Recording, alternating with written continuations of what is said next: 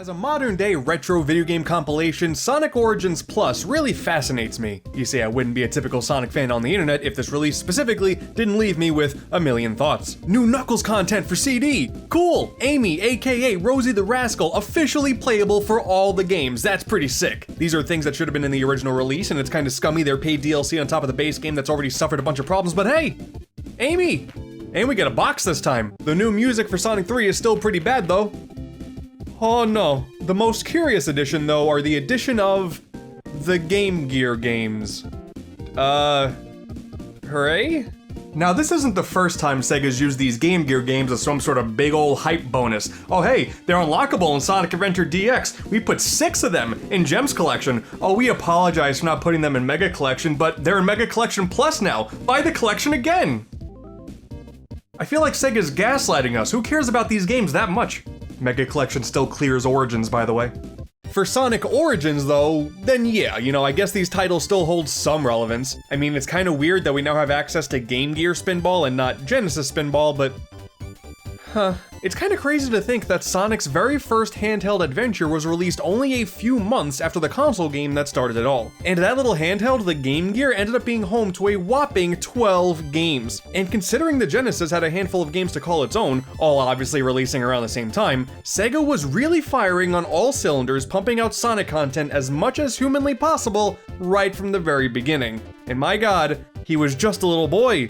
Does this not violate child labor laws? Also worth considering the Master System. Sega's console before the Genesis had some of the same games as well. It's like if Nintendo made Super Mario World for the Super Nintendo and then kept making Mario games for the NES.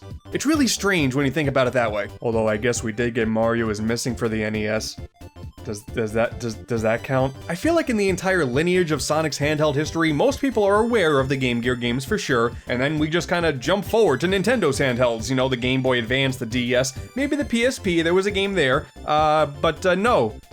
In actuality, Sega got away with so much more. And of course, we're gonna be talking about pure handheld consoles here, not like, oh wow, every single Sonic game is available for a Steam Deck, that's a handheld, let's take a look at all of them. No, we're not doing that. But there is this weird Murder of Sonic the Hedgehog visual novel that's only on Steam. What the hell was this all about? And also, that would technically make Sonic 4 a handheld game, and I don't want to play that game ever again.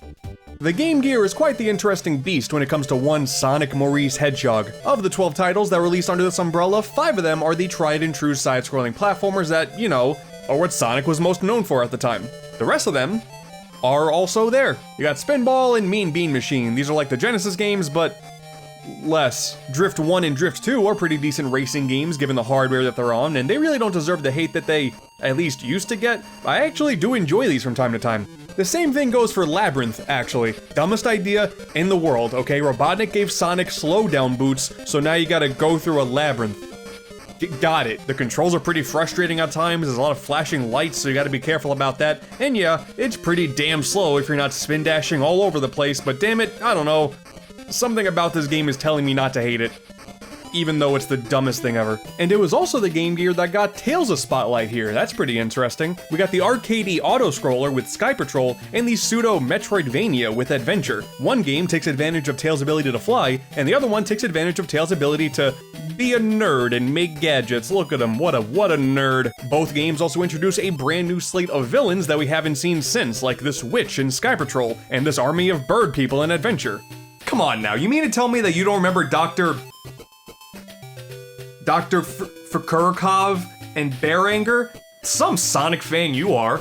I do get the feeling that a lot of people actually kinda like Tails' Adventure as a bit of a hidden gem, but admittedly, I was never really a fan. Something about the slower pace and the reliance on gadgets, I just never liked how this game played. I mean, if Tails had a game to call his own, this is basically what I would expect and something I would love to see return to one day, but as it currently stands, yeah, sadly can't play this one for too long, sorry about that. I actually like Sky Patrol more. It's not better, I just enjoy playing it more. I don't know why Tails can't stop flying, and he always looks sad and stressed out in this game.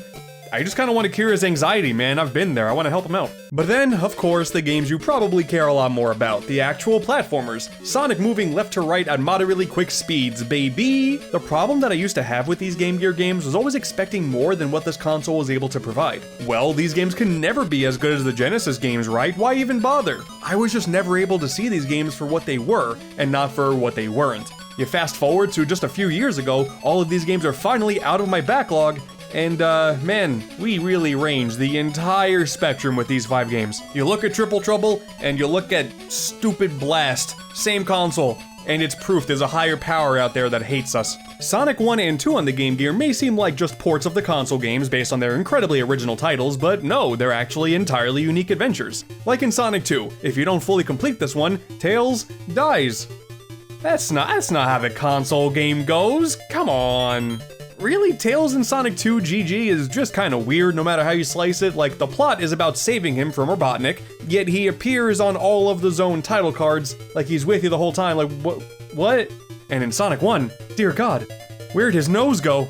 Ultimately, these games are fine. Sonic 2 definitely strives to be a lot more original than Sonic 1, throwing in entirely new zones filled with brand new enemies, boss fights, and gimmicks, while Sonic 1 maintains a lot of aesthetic similarities with the console version, but hey, bridge and jungle zones are pretty cool, those are new. Really good theme songs too, in fact both games have great soundtracks from top to bottom, many of these songs you do not see in the console games. The problems with these adventures though come down mostly to the Game Gear's screen size, like it's just far too small. There are too many platforming frustrations that are there because you just can't see what's right in front of you. Now luckily, both do have Master System ports. The hardware for both were pretty similar, so the transition is actually pretty seamless. If you are so inclined to play these games, then yeah, the Master System versions are the ones to load up. They make the Game Gear versions just seem like a neat little novelty, and that's about it. They still don't compare to the Genesis games, like, for God's sakes, Sonic 1's got auto-scrolling sections, and I feel pain.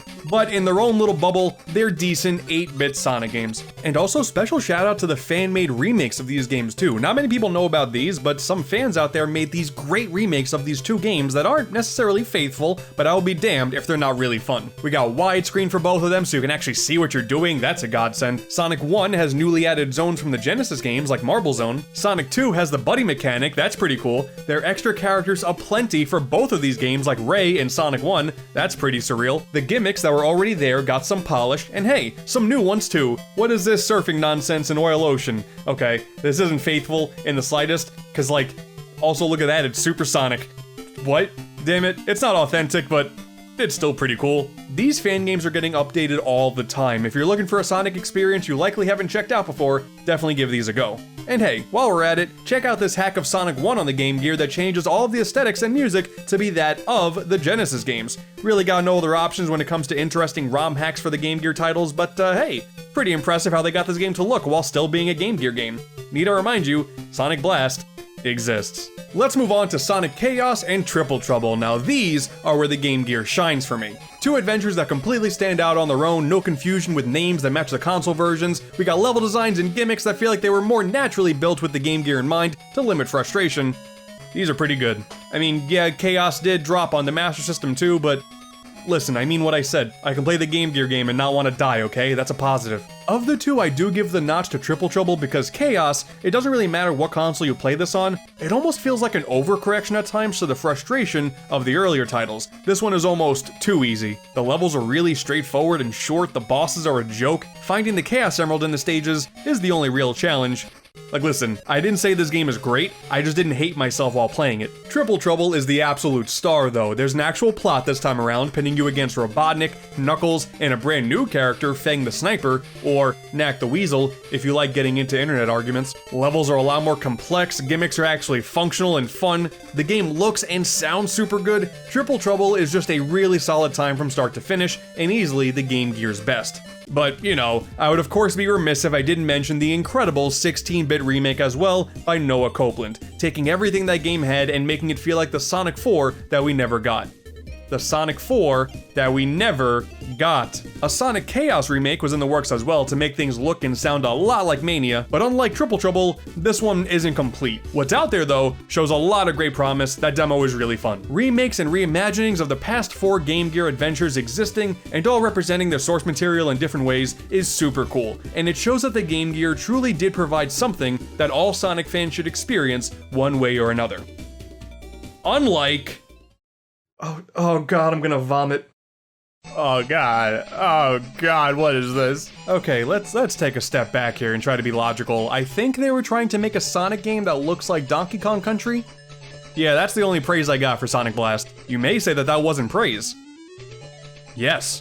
Alright, so yeah, cat's out of the bag on this one. Sonic Blast is one of the worst looking games I've ever seen in my life. But more importantly, how does it play? Oh well, let me tell you, nothing quite beats the feeling of playing this game for a bit and then turning the Game Gear off. It just feels bad too, man. Like, none of the levels feel special, controlling the characters feels bad, the bosses are badly designed. Yeah, Sonic 1 and 2 were frustrating at times, but this just feels completely lazy. Maybe this was just the product of trying to wow people with the graphics. Oh, look what's possible on the Game Gear. I mean, 3D Blast on console was full 3D. Maybe we can get something similar on the handheld. But no. This is a f***ing atrocity. It goes Triple Trouble, Chaos, 1, 2, literally anything else, and then maybe Sonic Blast if there's alcohol involved. But even then, I'm gonna just stick to the alcohol. Preferably rubbing alcohol. I'll drink that instead of playing this. Looking at the Game Gear lineup as a whole, it's definitely there. Am I being too harsh? From this point forward, Sega would jump around to as many different devices as possible. You know, they would stay in the console market for a few more years, but the Game Gear died in 1997. That's not gonna stop them from making a handheld Sonic game anyway. Sonic Pocket Adventure for the Neo Geo Pocket Color, a classic Sonic game but with the modern green eye Sonic, because we want fans in 10 or 20 years to have arguments on the internet about eye color. The NGPC, this is another fascinating handheld, only lasted a couple of years on the market. It had less than 100 games available to it, and most of them were just pushed out by SNK, the team who put out the console itself. And hey, it's got a cool clicky circle pad. This device is just fun. And Sonic has a game on here? Yeah, it's still kinda odd. Developed by the people who would go on to form DIMPS, the team behind the Advanced Trilogy, the Rush Trilogy. Yeah, that's where it ends. While Pocket Adventure's existence is certainly strange, the game itself, I mean, yeah, it's a Sonic game, alright.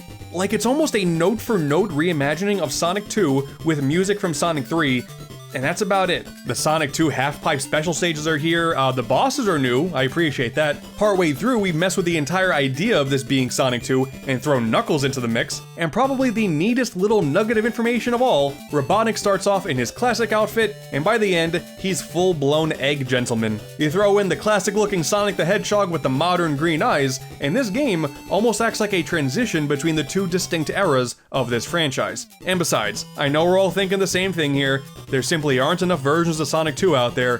What's another one to throw into the mix? Clearly this team did a good enough job the first time around, so when Sega exited the console market, alongside the GameCube re-release of Sonic Adventure 2 known as SA2 Battle, which is still an all-timer Sonic game, I'm tired of these arguments saying otherwise, the Game Boy Advance would now be the home for more traditional 2D Sonic, with the Advanced Trilogy from DIMPS, aka Sonic 4, 5, and 6. Yeah, I'm one of those people. Yo, check out this 6 strategy guide, by the way, for both Adventure 2 and Advance 1. You flip it and then it turns into the other game. This is so cool. You know Sonic Advance 1, right? Brought to us by THQ. These games sometimes get a lot of criticism for a multitude of reasons, usually stemming from DIMP's tendency to fill their level designs with bottomless pits, and their pretty obtuse ways of obtaining each game's Chaos Emeralds. Definitely not a fan of that part. Both of those statements are valid. These games are far from perfect. Like Angel Island from Advance 1 is one of the most painful levels you could ever experience when it comes to screwing up your jumps. There are bottomless pits. You know what? The entire level is basically a bottomless pit. But call it blind nostalgia if you want.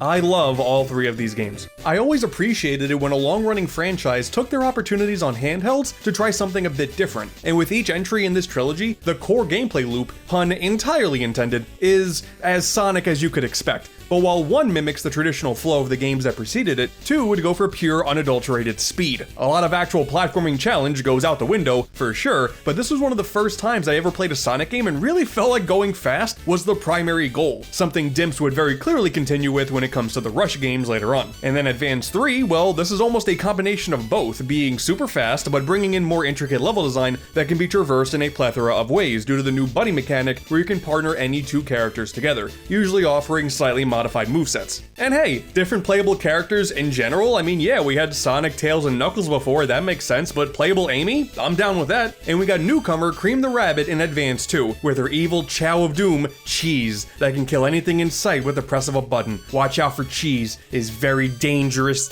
Cheese. Cream is adorable and deadly, I love it. Man, the soundtracks are really good. I've always loved the sprites and the overall aesthetics. Like, yeah, if we want to pull out the old analysis machine, a lot of flaws will start to show. Again, these games ain't perfect. Getting all the Chaos Emeralds sometimes is very, very annoying, and finding all the Chow in Advance 3, that sucks, okay? You know what? I'll say it, that sucks. It sucks a whole lot, not a fan. But coming from the games on the Game Gear, which mostly felt like, yep, this is Sonic alright, it's the Advance games that for the first time in this video, I feel like we're really trying something a little bit different to stand out. And considering what would happen soon after, we need to appreciate this era before the nuclear bomb went off. Also, the mini Chow Gardens, that was pretty cool. You can raise a bunch of Chow in a console game like Adventure 2 Battle and throw one of them into your GBA to raise it on the go. Even play a little mini game if you're feeling up to it. Certainly not deep at all, by any stretch, but quite frankly, any title with GameCube GBA connectivity are inherently interesting to me. But of course, the GBA wasn't just the Advance trilogy. Can't forget about Sonic Pinball Party, baby! It's a party now! It's a video game with a story where your friends are evil and you gotta pinball in order to rescue them. Video games are stupid, but look, Knights. Sonic Battle though, now this is an underappreciated gem. Listen, alright, a fighting game on the GBA, you're already going into this with limited expectations. Look at Dragon Ball Z Taiketsu. What on earth is this? What they managed to achieve here is actually pretty good because they went away from the typical 1v1 formula. You got nearly a dozen characters to choose from with this interesting choose your attack loadout before you spawn in mechanic. One character allows for full customization with a ton of unlockable attack pieces, and it all takes place in 3D environments that look pretty solid for the hardware. There's even a story mode that...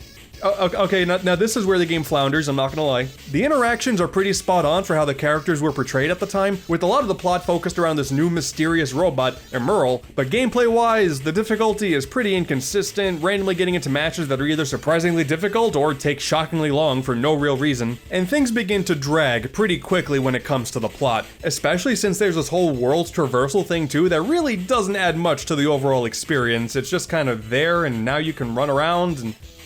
yeah, cool. But hey, the core mechanics are fun. Find some friends with multiple GBAs and link cables in the 2020s and you're in for a good time. Good luck. Hell, at the very least, I can appreciate the extra Emerl lore to amplify Gemerl in Advance 3. The long, continuous lore is what I play these Sonic games for, after all. Okay, fine. Did you know that Sonic Genesis released at the same time as Sonic 06? Vote to wipe November 2006 from history?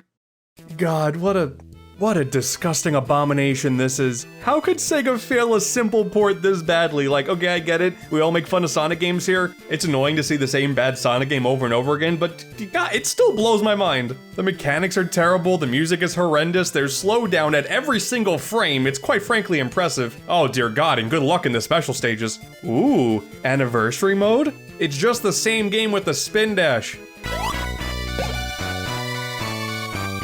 You mean you don't normally take out the first boss this way? Listen, for all the slack I give Sonic 4, maybe I'm being too harsh. You know, it certainly doesn't control very well, but it plays a lot better than this. Rise of Lyric, Black Knight, Forces, hell, let's throw Schoolhouse into the mix. For my money, Sonic Genesis is the worst game in this entire franchise. At least some level of effort went into the other bad games, this is just the lowest of the low, and even further proof there's a higher power out there smiting us for even liking this blue hedgehog in the first place. Like dude, Sonic Spinball in the Sega Smash Pack for the same console plays a lot better than this.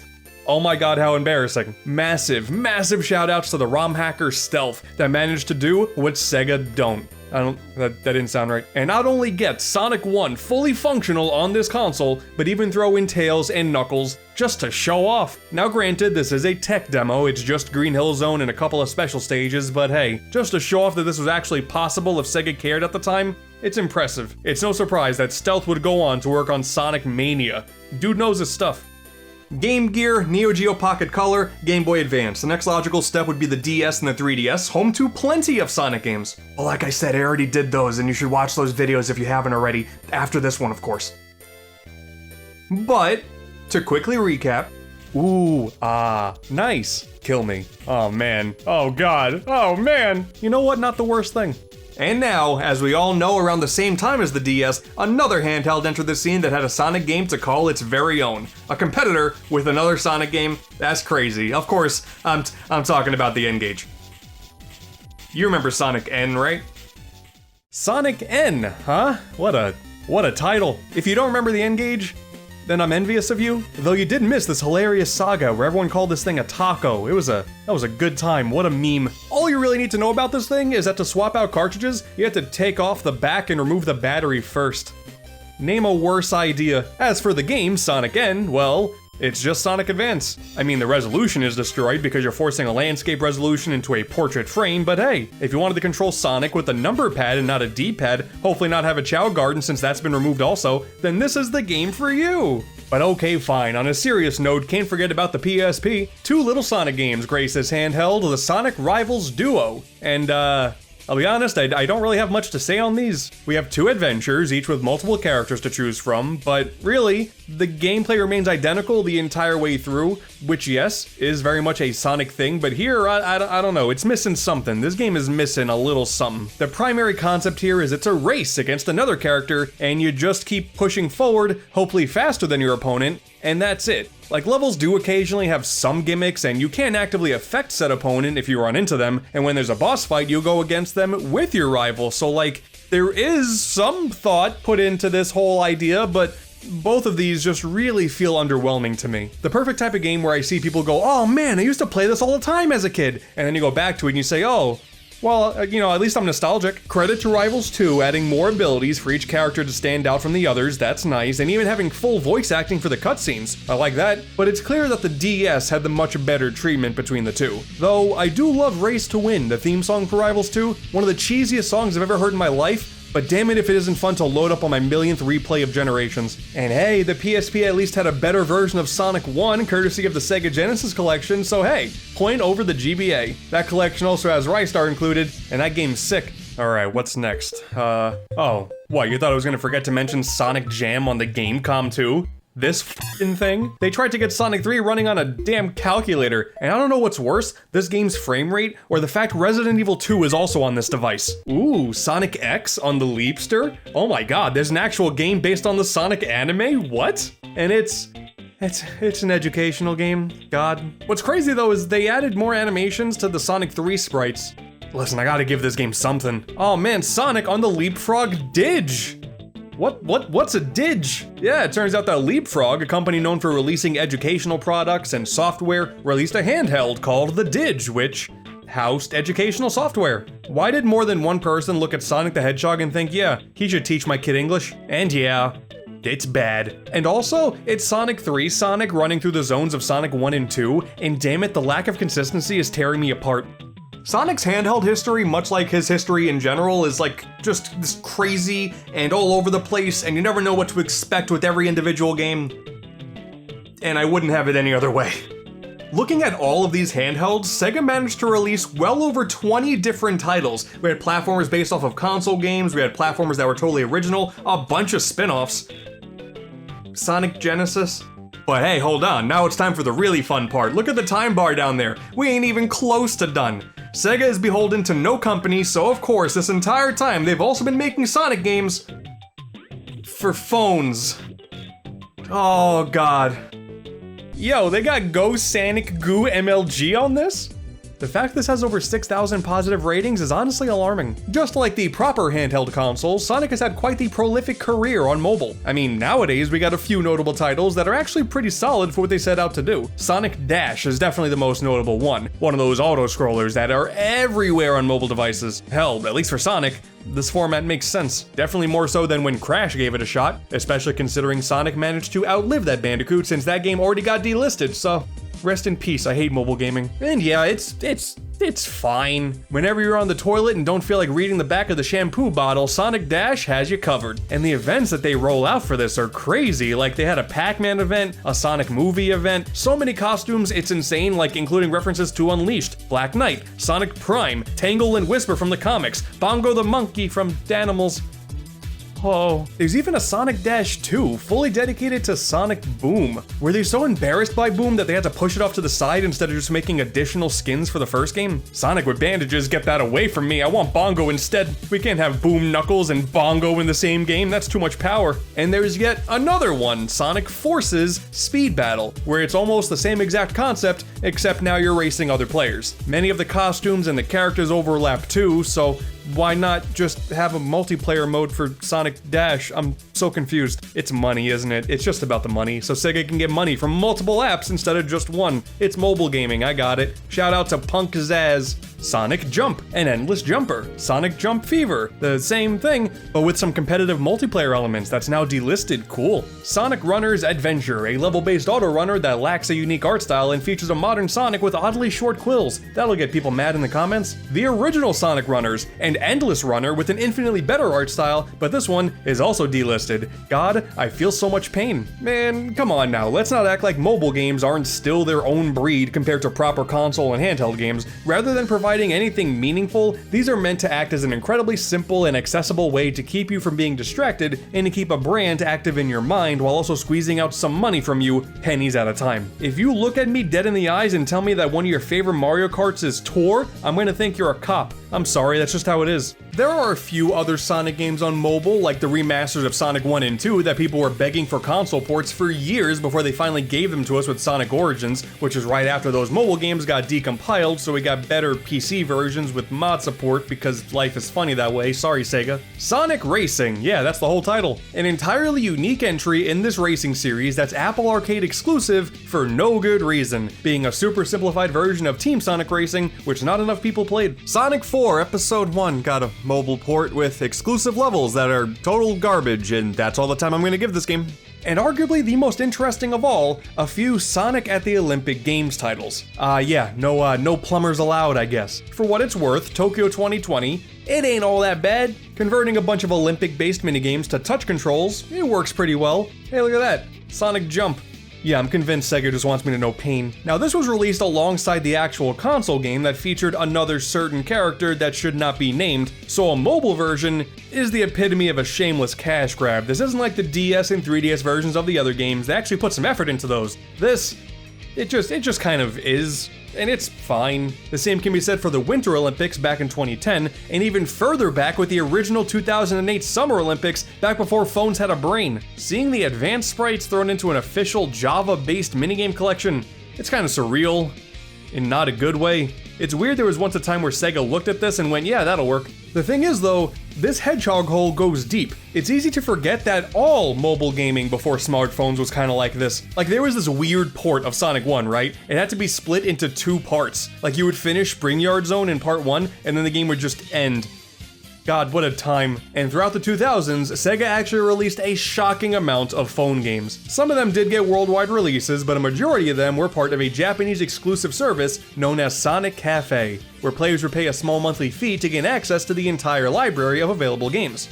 And now we know where Xbox got the Game Pass idea from. Sonic Cricket, Sonic Darts, the original Sonic Jump. Can't forget about Sonic Golf, definitely not forgetting Shadow Shoot. I could say that you just had to be there, but you know what? No, I don't think you did. I think I would much rather play those crazy McDonald's Sonic games. Remember those from back in the day? Of course you do. There was that one Pakistan commercial where the guy went, Sonic Skateboard! Iconic, absolutely iconic. Thank you, Pakistan. Oh my god, who is that? Oh yeah, now we're really getting into it. In case you didn't think having 2 versions of Sonic Unleashed was enough, Gameloft gave us a 3rd, exclusive for Java phones. Can't get much more morbidly curious than this, because you know what? I'll be totally honest, and I can't believe I'm saying this, but this ain't the worst thing I've ever played. You got original sprite work, original level designs, both the Hedgehog and Werehog mechanics have been adapted to the side-scrolling style in not the worst way. You know, I'm not about to say this is a crazy Sonic hidden gem locked behind old phones, and gosh, if only game preservation were more important and we had a modern port of this on Steam. But hey, look at all of these credits here. These people are responsible for making the not worst Sonic game ever made, so credit where it's due. Thank you guys. You did a not terrible job, which is impressive for Gameloft, because terrible is all they really know. Dude, some of these old mobile games, they look like these cheap bootlegs, and it's just... Oh, I forgot the handheld bootlegs. Ah, dude, of course, the Game Boy Classic, Sonic Adventure 7. What happened to 3 through 6? It's terrible. You see, you're the fool here. You may have gone your entire life not thinking that even the Game Boy had some Sonic games because Sega had its own console. Why would they put them on the Nintendo console? Well, oh boy! I mean, hell, if we're throwing fan games into this conversation, why not include these too? They may have been fans when they made these games in their Chinese sweatshops. I don't know. I'm still waiting on the developer documentary. Gaming bootlegs is an entire other world that we can get into, and it's just a friggin' minefield as far as the eye could see, but it will always be interesting. Back when I was first checking out this magical thing called the internet when I was a wee little kid, I saw this title screen for something called Sonic the Hedgehog 4 on the Super Nintendo. My young mind was blown. I didn't know there was a Sonic 4, just to find out it's a garbage sprite swap of Speedy Gonzales, Los Gatos Bandidos. My young mind was then pissed. Ooh, Sonic 3D Blast 5, back where it all started. Let's look at the technological leap between 3D Blast 5 and Adventure 7. Simply going from 5 to 6 was gonna undersell just how big of a jump this was. Dude, and do not get me started on Sonic Adventure 8. Holy sh**. Did you know there was also a fan game called Sonic Blasting Adventure that's a remake of all 3 of these games? God, life really is funny sometimes. As if Sonic's history isn't already this crazy massive spaghetti just thrown up against the wall, re-experiencing every one of these mobile games just really reconfirms that Sega had no idea what they were doing with this Hedgehog from the very beginning. And I gotta tell ya, I love them as a result. Now certainly, smaller, more unique Sonic titles will continue to release until the end of time. We still got some semblance of that right here. That ain't stopping anytime soon, and I'm very excited for Sonic Superstars. But you know what? At the end of the day, thanks to Sonic Origins Plus releasing on all major consoles, a whole new generation can experience Sonic Blast for the first time. Thank God. First and foremost, we have to ask the important questions here. Which special edition bonus was better? The plush quills of the original Wii release for a pre-order, or the keychain of Baby Sonic from the movie? What? Watching the public opinion on Sonic Colors over the last decade or so has been very interesting, to say the least. Now, don't worry, we're not going to go on any sort of history lesson here about Sonic 06 and Sonic's transition to 3D. None of that stuff. I know everyone's tired of it by now. You're good. But I do think it is important to highlight just why Sonic Colors became such an acclaimed game in the first place. Especially since I've seen conversation recently about how the game is overrated and flat out not good because it started this negative trend of lackluster stories and poor characterization in subsequent Sonic games. Will this video end up being a biased opinion from a Sonic fanboy? You know what? Yeah, it will actually. Sonic Colors was, and still is, one of my favorite modern Sonic games, and I don't care who knows it. Conversation is one thing, but thanks to this game getting an ultimate re-release on PC and consoles, a whole new slew of gamers will get to try this game out for the very first time and come to their own conclusions. I say as you're about to watch a Sonic fan ramble on for 10 plus minutes. Gotta start things out with a thank you. Thank you to Sega for giving me a review code for the PC as well as the Switch versions, so I get to try out both sides of the spectrum there. And also, for this video, we're going to be taking a look at the original release on Wii, as well as how that game runs in Dolphin. I appreciate the review code, really I do, but I like this game a whole lot, so we're gonna put it through its paces.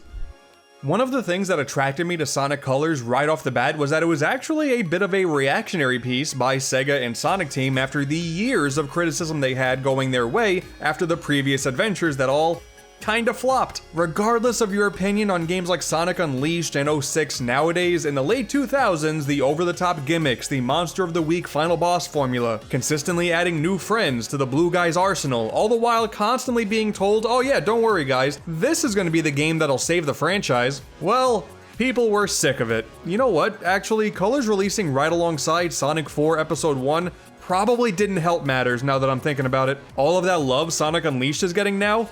Oh boy, where were you all 10 plus years ago? That was not where the conversation was. All of that made the announcement and the release of Sonic Colors all the more of a big deal. You press start on the title screen and then boom, you're in. None of that pesky story stuff getting in the way. Just go fast. Are you wondering what sort of crazy monster Eggman's gonna summon this time around? Well, keep wondering. The Doctor is the only threat here. Okay, not the same case for the DS version, but shh, you get my point. Oh, and what about that cast of characters, man? Well, we got Sonic and Tails. Yeah, that's it. Okay, I know, again, it's not the same for the DS version. Stop interrupting me, I have a point to make here. The more time has passed, the more these things can appear to be limited in scope. But if anything, I and many others saw this as more of a concentrated restraint to hold back on the things that people kept taking issues with. Especially since this was a Wii exclusive. That console is as powerful as 2 GameCubes duct taped together. It is a miracle we got anything even close to Unleashed daytime stages here. But yes, I know, I will acknowledge this is a 10-year-old opinion. A lot of things have changed since back then, but I just think it's important to think about the context of when this game was a big deal in the first place. That changes a lot. You gotta think about it like this. Sonic's never been quite the same since the colors felt so bright. It's definitely worth wondering if that limited scope still holds up nowadays when many of us have played Generations, often considered the best Sonic has ever played, to death, and probably have modded it to death as well to play some Colors content with that modern engine. Yeah, I want to go back to the source material, see what that's all about. And as for Sega continuing to do not so great things with the Hedgehog and the games that followed Colors, well, I mean, come on, that's on Sega. None of that is Sonic Colors' fault. No copyright law in the universe is going to stop me! Alright, almost none of that is Sonic Colors' fault. If anything, the most humorous discourse with this game over the years was the international debate on whether or not Colors should have the letter U in it. Now, simply put, does the gameplay still hold up?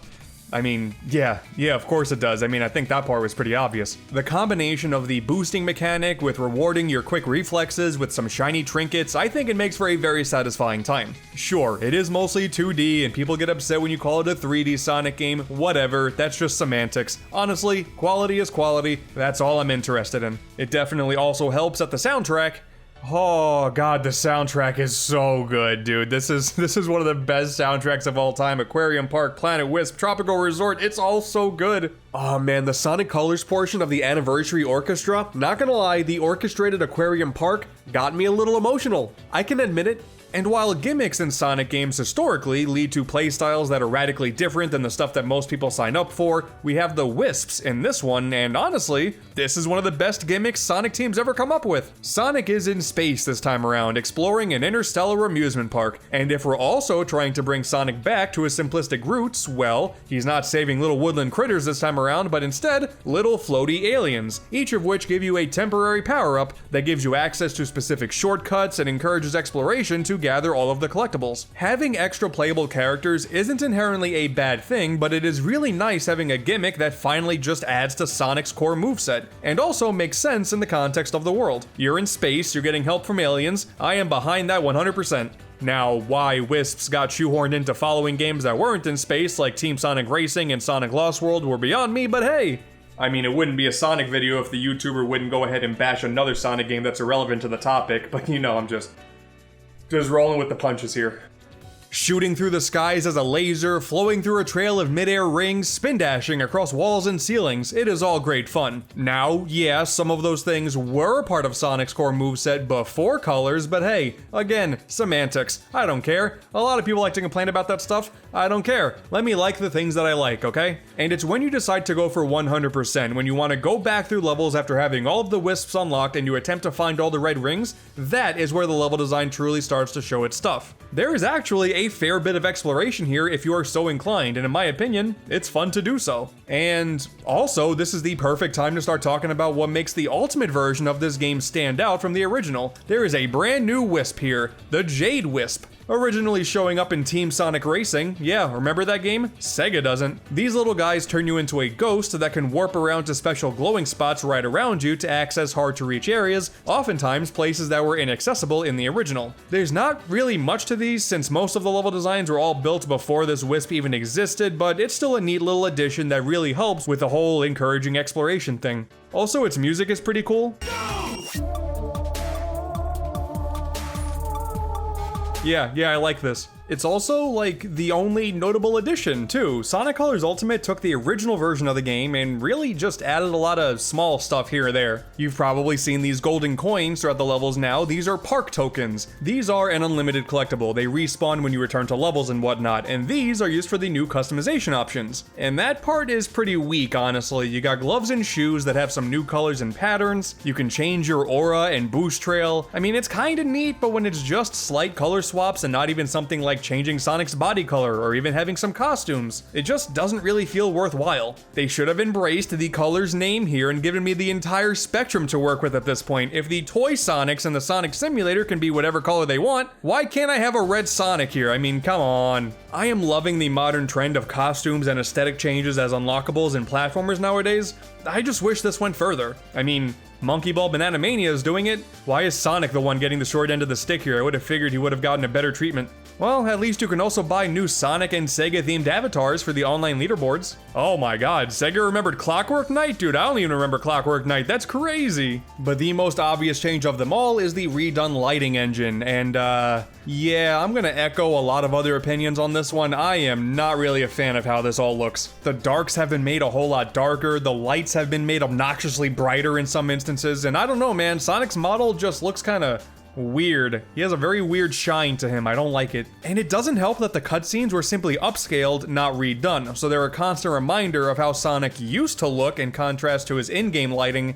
It's really weird. Some of the textures have also been improved, but you really only notice that when doing a direct comparison, in my opinion. Ultimate doesn't look terrible, but well, this is where Dolphin comes in. The upgrade showcase trailer for the game made a point to go, oh boy, look at how much better this looks compared to how garbage it used to look on the Wii. I have no idea where they're getting their footage from, man, but the Wii version didn't look that bad. It looked like this. Given the limitations of the system, we do have a low resolution we're working with here, but even then, colors always looked really good. Still does, honestly. But the reality of the situation here is the emulator, Dolphin, is a better expectation of how many of us wanted and or expected this remaster to look. Yes, obviously it's not real hardware, so we're technically cheating, but come on now. Since Colors is only now getting a re-release, Dolphin running at a higher resolution with a simple 60 FPS patch and even an HD texture pack if you're so inclined, is the best thing the fans have had for a long time to get the game looking on par with Unleashed and Generations. Ultimate didn't need to change the lighting in order to make it look modern. It already looked fine with a simple upscale, you just gotta touch up the textures and we would have been fine. Dolphin proved that. I also get it, this entire argument is subjective, but I haven't really seen that many people say this version looks better, so in my eyes, that kinda seems like a net loss, even though it technically doesn't really matter.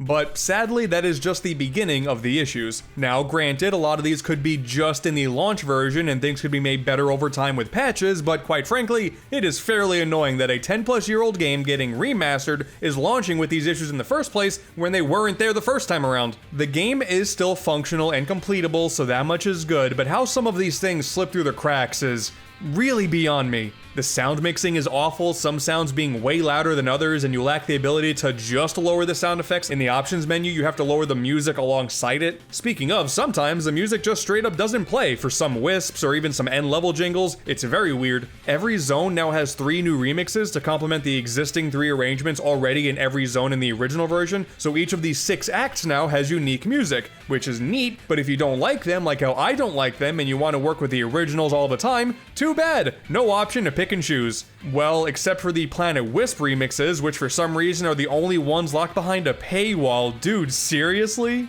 Plenty of graphical glitches too, like here where the Wisp capsule just decides to not explode. Or here, like the Wisps that you save take forever to leave the planet you found them on as opposed to before, where they go on pretty quickly. Or here, where Sonic no longer jumps out of the level portals like he used to. There's a new mode with Metal Sonic Rival Rush, which is just a glorified time trial for only 6 levels, where in the first one, the tracker didn't even work. And even though Metal Sonic being here is pretty cool, there is zero context for him since there's no new story beats. He's just here now, cool. Hell, you should have made him playable at that point, like in the Sonic Adventure port. Would have just been a reskin of Sonic like it was in Sonic Adventure, but hey, still would have been cool. The models and Sonic Simulator's menus are incredibly broken. The infamously long credit sequence, and I swear, I am not making this part up, are now twice as long and go on for 30 minutes, and they didn't add any extra music, so half of the credits just play in silence.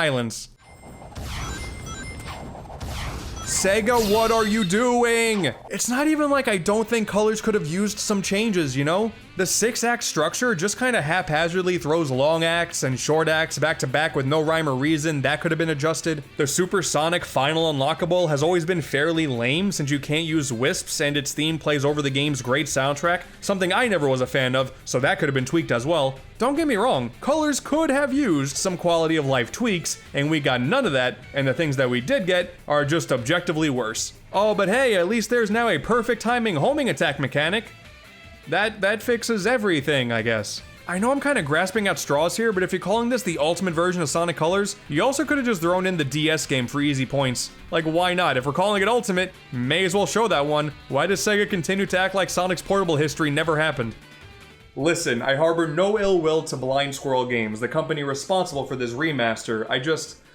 I can't believe that Sega would trust a relatively no-name company with a beloved Sonic game and not ensure the quality of the game is maintained.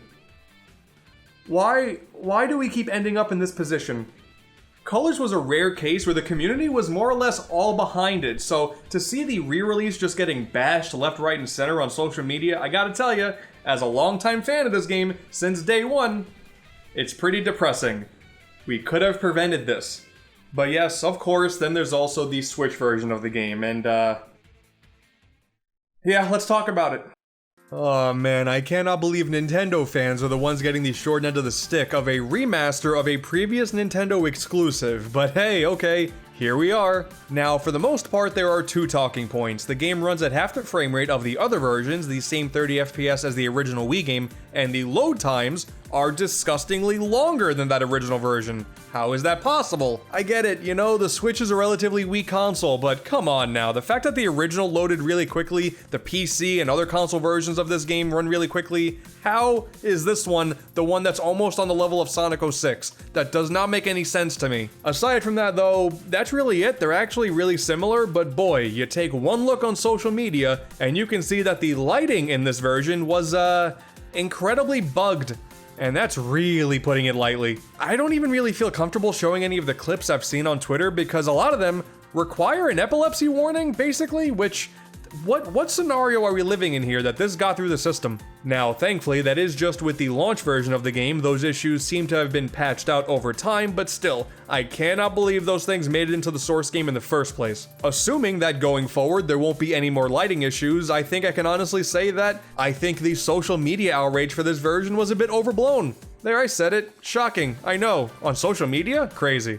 It's definitely not ideal. I do hate it when companies fail to properly utilize the Switch hardware and the narrative becomes, well, it's because the console is too weak. That's not true, just be better about it. And besides, like most other Sonic games at this point, PC is arguably the way to go anyway due to the inevitable mod support, but if you're a big Switch gamer like I am, especially if, once again, those lighting issues are totally gone, I actually think this is a fine enough version as well. I am still a big fan of the handheld functionality of the Switch, so getting to play the console Sonic Colors portably, that is really, really cool.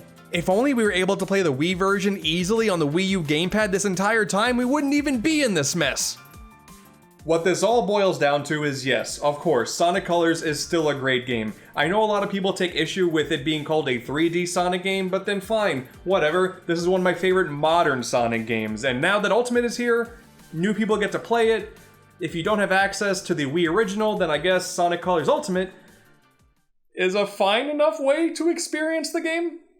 It is a totally biased opinion, and I fully accept that, but nothing Sega and a shoddy port can provide can alter my viewpoint on this. I do and will always love Sonic Colors, and in my personal experience, none of the, The mountains of issues that Ultimate has is eliminating that love, especially if more of them are getting patched out over time. Whether you're playing the original or this re-release, the game is still really good. Sonic Colors represents a time where the company seemed to genuinely want to get their act together, and as of 2021, it's actually still the latest example of a main Sonic game giving us a whole new slew of worlds and environments to explore that are really original. Generations was all returning locations, Lost World was relatively generic, Forces locations came off as mostly uninspired.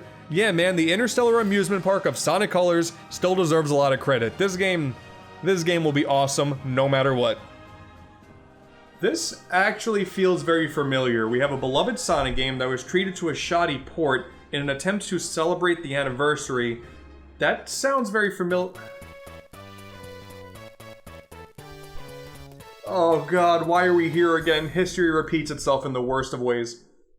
From the mid to late 2000s, the world was so overloaded with Sonic the friggin' Hedgehog. Sure, it's easy to simply look at Sonic 06, laugh, and then call it a day. But man, there was honestly so much more than that. This era was definitely throw everything at the wall and see what sticks. The problem, though, was barely anything did. Sonic Rush was pretty cool, you know, writers had a really neat art style. The GBA port of Sonic 1, you know, that's one of the funniest things to ever grace the gaming landscape, so that's pretty cool. You have Gems Collection, that game finally brought Sonic the Fighters to home consoles. Oh boy. While a mainline title was getting really close to dropping, featuring a gameplay style that would resonate with so many fans around the world, one of the more prominent experimental attempts, despite Sega now pretending as if it never happened, is the Sonic Storybook series. The Storybook series, a pair of games that didn't get that Storybook series title until Game 2, and then we never got Game 3 because both of these games sold poorly. A for effort, I guess. You know, the little page flap graphic they cooked up on Black Knight's cover is pretty cool. The premise behind these games is super easy to understand. Let's throw Sonic into the world of a storybook and see what happens. I mean, hey, it worked so well when Mario traveled through time, what could possibly go wrong here? It all began with a teaser trailer that had Sonic playing around with the fancy new Wii remote. I remember thinking this was pretty cool, honestly. This new controller technology and all the hype around it, it was still so mysterious, and to see a familiar character using one was pretty cool. Aw, check it out, Sonic's holding a controller. He's officially a gamer. The gamer hat in Sonic Forces suddenly makes a lot more sense. Initially titled Sonic Wildfire, the game was revealed at E3 2006, promising a very different experience than anything we've gotten prior, and less than 1 year later, with a brand new title, Sonic and the Secret Rings was unleashed in early 2007, only a few months into the Sonic 06 grieving process. And then, having a much less interesting pre-release history, Sonic and the Black Knight released 2 years later, and then the world immediately tried to move on. As much as a third game in the series based on something like Greek mythology would be really cool, clearly the world was not ready. They only started calling this the Storybook series with this game too, so the whole thing is just pretty confusing. Whether or not this was an attempt to legitimately be creative, or just an excuse to reuse the back of a box art for 2 games, we may never know. But today, let's take a look back and see what lucky Wii owners were treated to, and just what caused this sub-series to die out before becoming a full-on trilogy. Spoilers, it's because the games aren't very good. Oh man, immediately you can tell Secret Rings is serious business. Look at the lag on the menu. Oh, that's a good sign. That's some blast processing right there. Okay, before we get too cynical here, I do want to say that I actually really like the idea of Sonic running through these different storybook-inspired worlds. One of the strongest aspects of this franchise is the wide variety of locations that you run through to get to your destination. And if this is an excuse to validate elements like dinosaurs and crowded medieval villages, I'm totally on board. What if Mario's time machine wasn't a complete disaster, essentially? Regardless of the actual quality of the games themselves, within this era of Sonic, we got to see a lot of effort made to make these adventures really unique, so I can at least respect that. It's just that, in execution, not so much. Both of the plots are pretty similar. The stories of Arabian Nights and King Arthur aren't going according to plan. So we got a girl who calls upon the help of a blue hedgehog to stop the super threatening bad guy and save the day.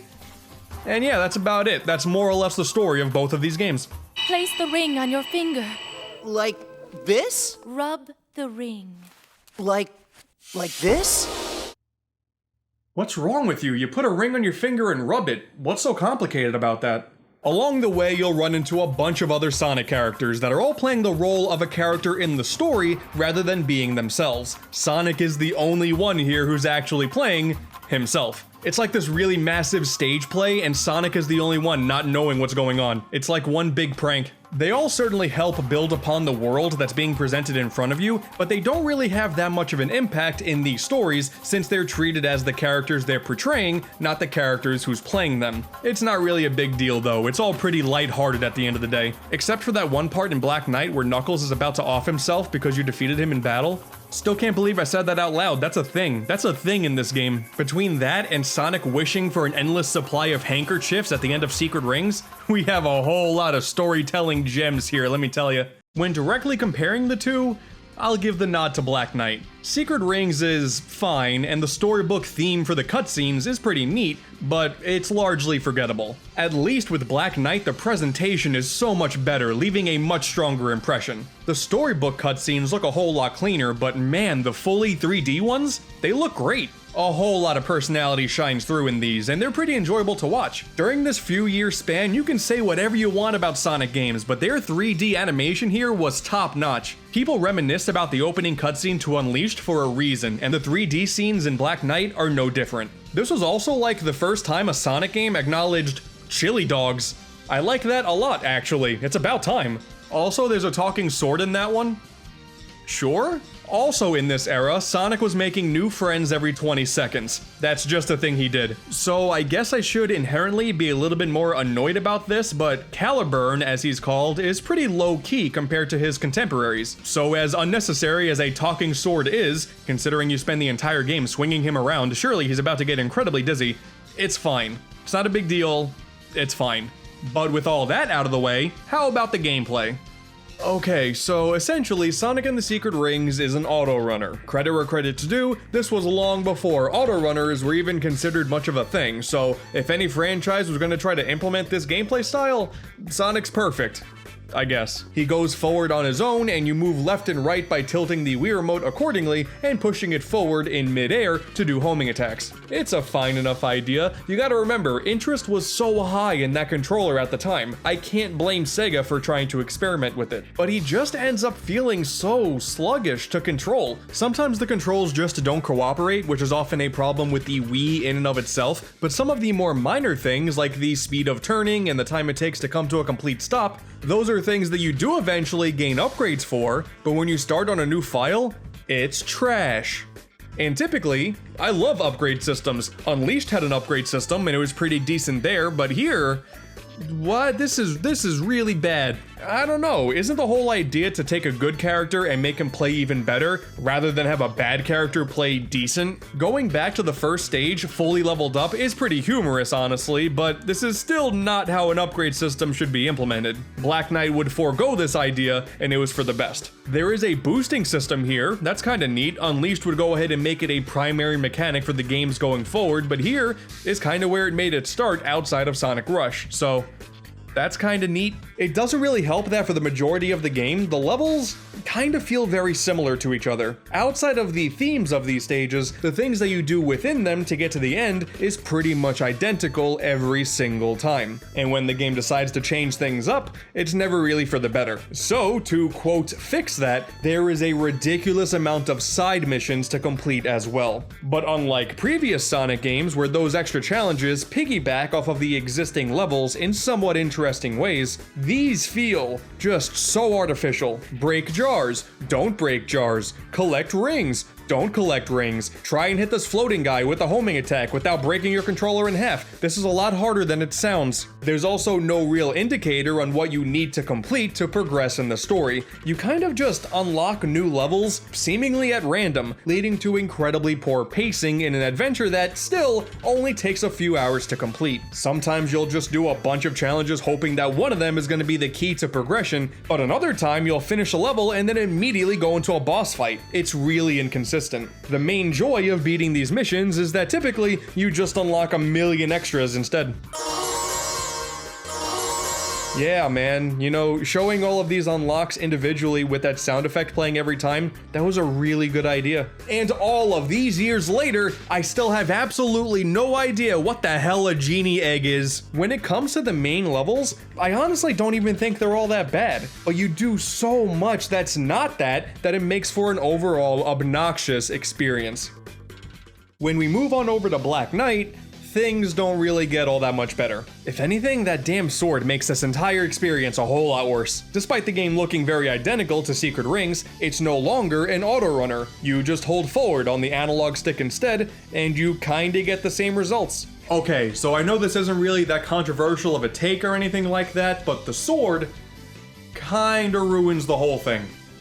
The stages are just as linear as Secret Rings, and to be fair, the things that you do within them are a lot more diverse, so hey, fair play to them, it is a bit of an improvement. There is just nothing done with the sword that works. What we end up getting is just a barrage of bland level design, littered with enemies that are just there to slash at a fast pace. So hey, at least now you have something to keep you occupied, while the landscapes and swooping camera angles are the main thing that try to make the individual stages stand out. And man, even though we do have analog control now, doesn't make Sonic any less obnoxious. Honestly, the Wii is one of my favorite consoles ever. I don't hate motion controls, but a lot of the times here, you just hold forward, shake the Wii remote, and hope for the best. Even if the sword swinging was attached to a button, it would then just result in a button mashing adventure instead. Hell, you can crap on Shadow the Hedgehog all you want, but at least the gun gameplay sometimes kinda meshed well with the game's speed. There are waggle-fest disasters of boss fights. There's this one stage where you guide Light with the motion controls, which feels incredibly off. You get to interact with these random village people, but that requires you to stand still and do a bunch of button presses so you can donate some of your rings and get some random items in return.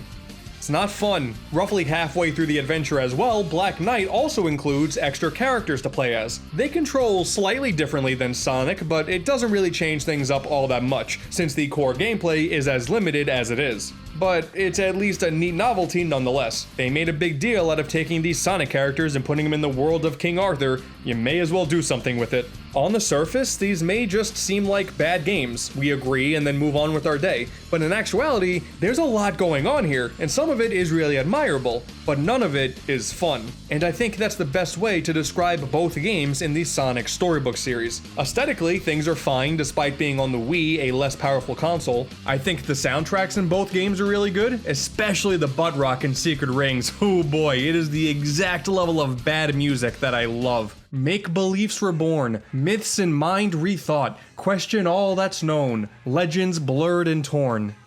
I'm not really quite sure what that means, but it sounds really powerful.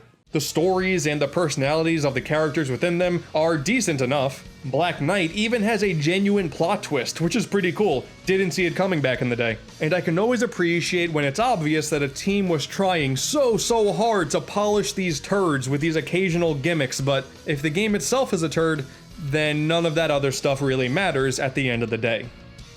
I kinda just think this was simply Sonic's identity at this point in time. You know, there was a whole lot of good that was being done, specifically in aspects like the cutscenes and the music, but when it comes to the thing that is the most important, the gameplay, sorry man, these games are hot garbage. Oh man, and we didn't even talk about the multiplayer modes. Both games feature them. You got a bunch of minigames in Secret Rings and a battle mode in Black Knight. Neither of them are good. You know, I kinda figured we were leaving the Sonic minigame collections on the Dreamcast with Sonic Shuffle, but hey, here we are. There's really not much to say here, honestly. Playing as actual Sonic characters is kinda nice, I guess, but I think at the very least, things would have been a little bit better if they totally stuck with the role-playing idea and you just went full force with that. Playing as the actual characters who were behind the storybook characters, that kind of just makes these feel like total throwaways, an excuse to put 2 to 4 players on the back of the box, and that's it. I know there are some people out there that are really nostalgic for Secret Rings and Black Knight. I get it. Before Sonic Colors, if you only had a Wii prior to 2010, all you had to play were a bunch of Genesis games on the Virtual Console, an extremely cut down port of Unleashed, and these two. And clearly, Sega thought they had something here by dubbing these games the Storybook series by the time Black Knight came around, and then immediately retired it. It's kinda similar to Sonic 4. We got Episode 1, Episode 2, and just when you thought we were gonna get Episode 3, no. They had their ideas set far too high without having the chops to properly deliver on their promises. We got a bunch of interesting ideas, but that can only get you so far. The Storybook series sits in this weird sort of middle ground of this era of Sonic. You have the HD consoles going really massive in scope with Sonic 06 and Unleashed, and then you have a console like the DS pumping out the Rush titles, and those games were awesome. And then these just sort of happened. They're not good. An interesting part of the Wii's library and the overall Sonic franchise, and we can probably argue which one of these is slightly better than the other, but they're not much more than that. It wouldn't be until 2010's Sonic Colors where things would take a much more drastic shift, but that's for another time. Until then, can we go ahead and get an endless supply of handkerchiefs in here, please? That'd be awesome. Like this?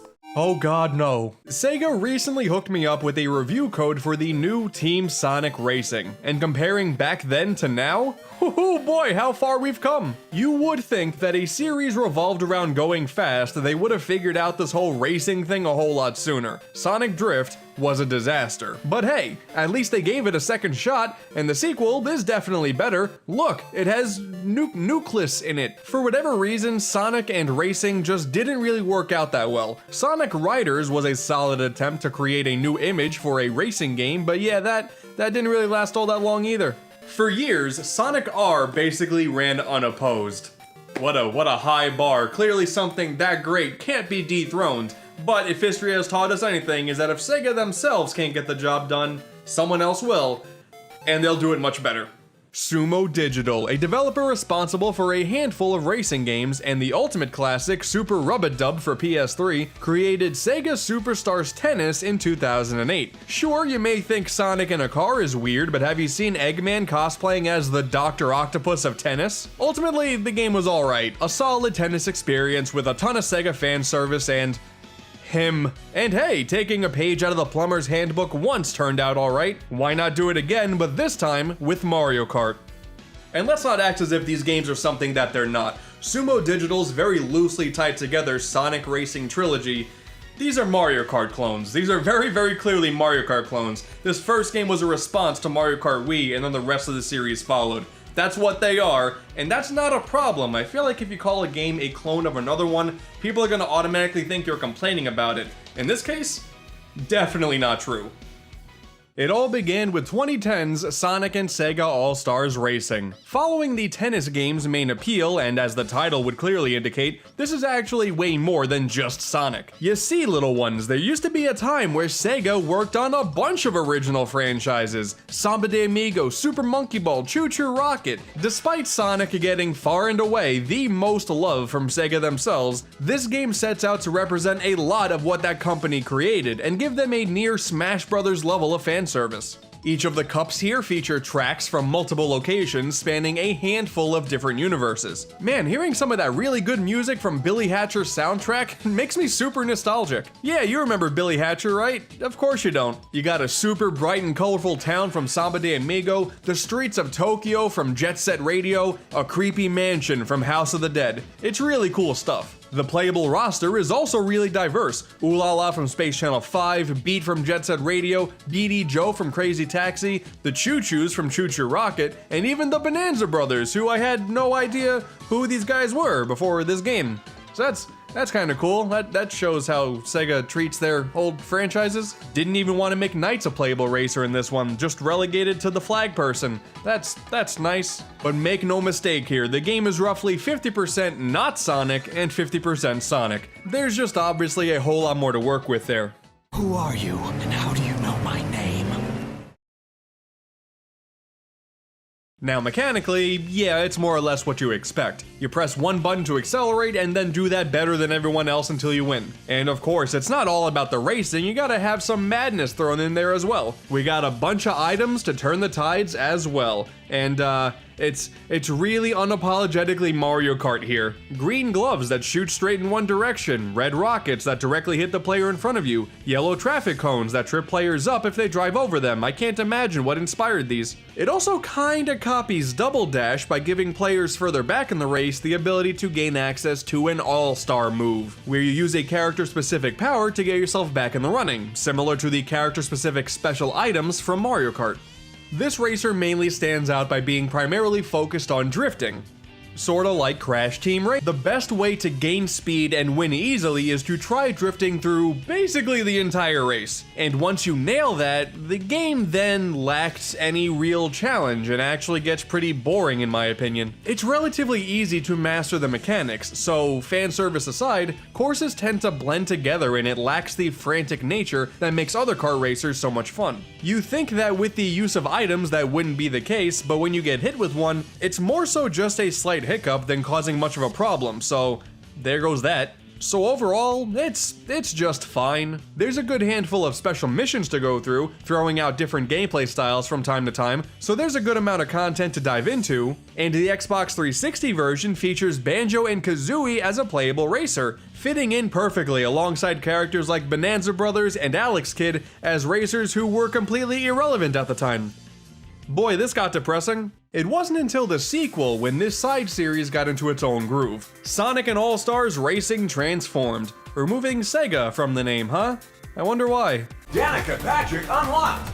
Oh good, this is what the first game was missing. Let's go ahead and keep this as simple and straightforward as we can here. This game absolutely blows the original out of the water and it's not even a competition. Now, during races, your vehicle will transform into an aircraft or a speedboat to suit the environment. This is pretty similar to Diddy Kong Racing, that game had those vehicle types as well, but having these changes occur mid-race makes the game feel super different and a ton of fun. And not just the vehicles, but the courses themselves transform as well. For one lap you could be on land, the next lap you're riding on waves, and the final you're navigating the skies. All of the vehicles have a better sense of weight to them, the game moves at a noticeably faster pace, there's extra customization options per vehicle. It's obvious here that the first game was simply an experiment and transformed as a result of letting the developers roam free. Even the lineup of items got a complete overhaul, totally changing the idea of just being reskinned Mario Kart ones. Snowballs, puffer fishes, a hot rod speed boost and explosion combo. Friggin' bees! The different themes used for the tracks also go for a stronger variety, bringing in series like Afterburner, Skies of Arcadia, and Shinobi. The soundtrack is filled with great remixes, as opposed to simple ports like the first game. Knights is finally a playable racer, meanwhile now Rystar is the flag person. Man, that's still depressing. And the single-player World Tour mode is much more engaging, being essentially a glorified mission mode, rewarding stars for completing different difficulty levels. Drift challenges, going through rings, checkpoint races alongside car obstacles, chasing and shooting a tank. There are no rules anymore. The first game did have some similar gimmick races for its mission mode, but Transformed does a much better job with variety and encouraging top-level skills, since the stars that you get are what's used to unlock more stuff. We're approaching Mario Kart DS mission mode territory here, and that's a guaranteed easy way to my heart. And I'll be damned, hard mode is actually hard. Having more crazy items and more opportunities to boost gives this game the frantic vibe that the first game simply lacked. Honestly, everything comes together so well, this racer is damn near perfect. The only part that's super weird about it is the character selection, specifically on PC. Wreck-It Ralph? Characters from Team Fortress 2? Football Manager? Why? Okay, I get it. I guess that's a franchise that Sega makes, but you may as well just make Columns a playable racer as well. But we do get the car from Daytona, USA that transforms into a literal Dreamcast controller, so yeah, okay, the game goes back to being perfect. The big question then is, with a game that is so well done, featuring excellent mechanics and a fantastic level of fan service, how can they possibly move up from there? It's quite simple, actually. You don't.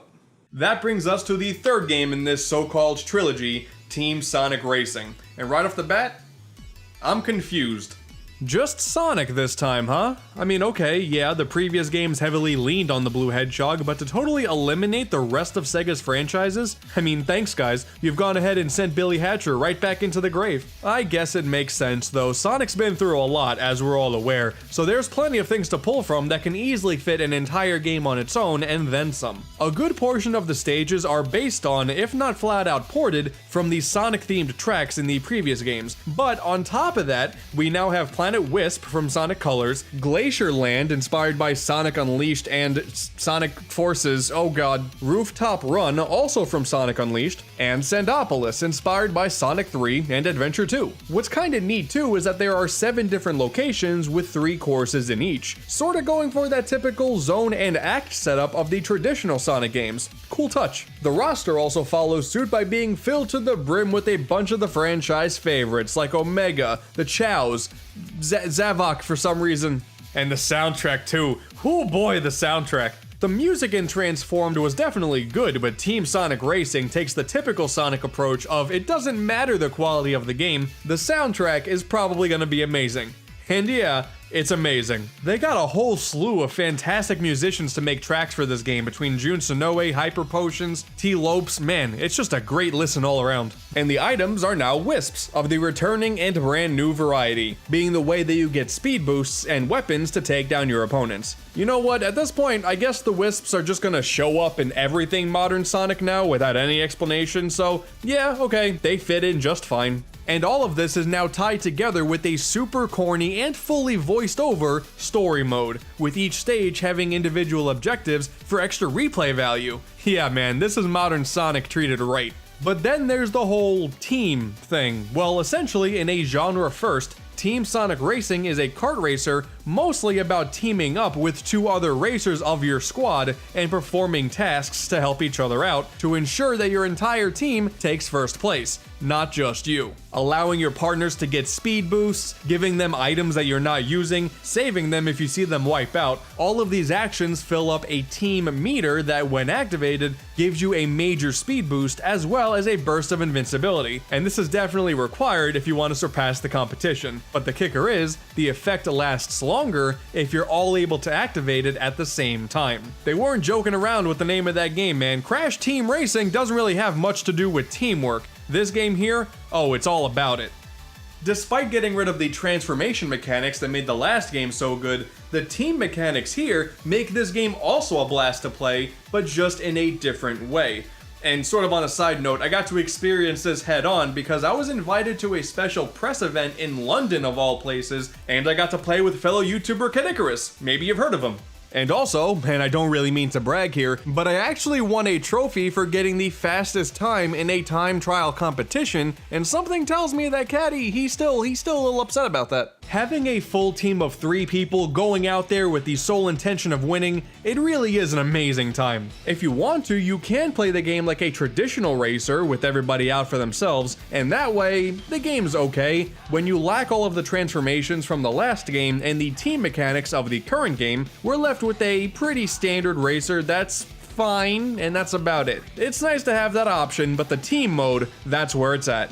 Rather than trying to fill the game to the brim like Transformed did, Team Sonic Racing simply bases itself off of its really fun team mechanics, which by the way are pretty enjoyable when playing with computer players, and its fantastic presentation. The game looks and sounds incredible, easily the best of the 3 games thus far, and you can even customize your vehicles fully now, changing their builds, colors, and even the honking sound. I did pick up the Switch version as well, and it does run at 30 frames per second as opposed to every other console being at 60, but otherwise it's an equally great experience, only now it can be taken on the go. I really didn't expect much going into it, but I'll be damned, Team Sonic Racing is pretty awesome. Transformed is still the better game, it's gonna be hard to top that one, but Team really stands out on its own. If anything, I hope that this gets built on for a future release, much like how the first Sega All-Stars Racing set up the groundwork for the fantastic All-Stars Racing Transformed.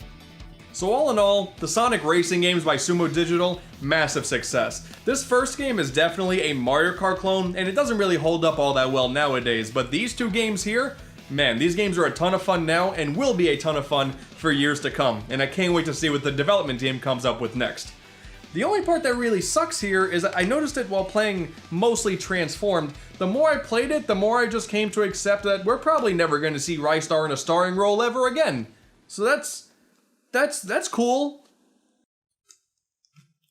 Oh great, now I'm sad. Well, here we are again. If you're not caught up with the annual tradition on this channel, every 12 months or so I like to take a step back, stop being a cynical Sonic fan on the internet, and really spotlight some of the things that really keep this franchise alive, the true games that are worth caring about that keep this hedgehog running. For better or for worse, the fan community. Whether they be mods for PC games like Generations, a bunch of original fan games like personal fan favorite Sonic Robo Blast 2, that one's really good, or even some more stuff on the cursed side like Sonic Suggests. I have been saying forever now that you are way better spending your energy being mad or happy or something good or bad that Sega is doing with Sonic on an official capacity. It is not worth it. Take a step back and look at some of the really awesome or, quite frankly, batshit insane creations the fans have been coming up with all this time, because some of this stuff will surprise you. Over the years, we have certainly taken a look at a ton of different fan creations. However, it's actually been over 5 years since the last episode that was strictly dedicated to the ROM hack side of the community. Once Sonic Mania dropped, it was nothing but PC mods and fan games for miles. Now, since that time, I have been fortunate enough to take a small part in the annual Sonic hacking contest. Of course, we've also checked out some hacks for other franchises like Kirby and Banjo-Kazooie, but man, looking solely at Sonic ROM hacks, that was partially responsible for allowing me to continue delivering content to you all to this very day. So I had a massive urge to, go back to my roots, I guess you could say. Listen, alright, I apologize if the fat Sonic thumbnail showed up in your recommended feed far too many times. That was the algorithm's fault. And you're not gonna hear me complaining. So, a grand return to Sonic ROM hacks, huh? Okay, I can work with that, but if you've been paying attention to this community, you would know that the classic Sonic space has changed dramatically, especially in the last year or so. There's a lot to go over. Not a whole lot of yeth, though. I'm surprised about that one. I kind of thought that would take off a little bit more. The limits on what the Genesis can do are regularly being broken. The once exclusive to mobile versions of these games that were considered the definitive ones, not really by choice, are now on PC in a bit of an unconventional way, and alongside that, Sega entered the fray as well in an official capacity with Sonic Origins. Alright, let's talk about this big blue elephant in the room real quick, please. Yeah, so like, I mean, clearly the entire Origins situation can't go unaddressed, right? Especially with all of its ties to the fan game community. You're not gonna hear me echo all of the negative talking points with the latest Sonic collection like everyone else has done in an extended rant. I agree with all of it. But honestly, I do hold the opinion that on a casual level, this gets the job done just fine. When you look at someone like me, who is an absolute maniac, as someone who has actively inserted himself into a community where people get mad when Sonic is the wrong shade of blue, then yeah, I guess I'm expected to be a little bit more critical, but that's not me today. At its core, we finally have competent ports of the mobile versions of Sonic 1 and 2, a modern port of the CD remaster from 2011, and an official re-release of Sonic 3. Regardless of the issues, like how they took the prototype music from 3 and actively made it worse for no real reason since the prototype stuff sounded totally fine, I still can't believe that. And also this interesting hidden palace skip where you can click restart upon entering the area in Mushroom Hill Zone and essentially skip the entirety of Sonic & Knuckles. I genuinely love that. It's still, at the very least, a very fascinating release, because not long before Origins, a major development in the online community was made. The mobile Sonic 1, 2, and CD were not only fully decompiled, allowing anybody to look at every iota of the game's files and port it to whatever device they wanted, but also recompiled them in glorious ways for everybody to get their hands on, provided, of course, that you have purchased a legal copy of the game from, say, Steam.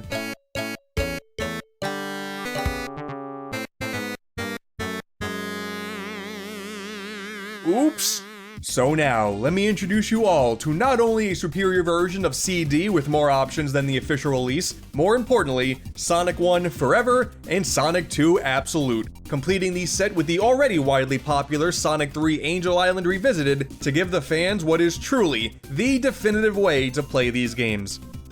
Sorry about that, Sega. You really should have seen this coming from miles away. Oh, my bad, tails away. And yes, as many of you can see coming with the availability of open access classic Sonic games on PC, this also opens the door for mods to enter the scene too, which do perform differently than the standard ROM hacks, so all of this development basically gives fans many more platforms for unique Sonic experiences. Whether we're looking at the native PC ports or something that's built off of the older Genesis ROM files, the lines between hack and proper mod are blurring more and more by the day, and it is so exciting to see. So, like clockwork, I have played far too many Sonic the Hedgehog games once again. The things I do for you people. We're gonna start with the PC mods first. It is a much more subtle landscape than what we have with the ROM hack side of things, where it's just a whole lot crazier and a whole lot more unexpected, so sit tight. I know many of you are gonna be asking for my opinion on I made you a salad with extra tomatoes, but hang tight, we'll get there, I promise.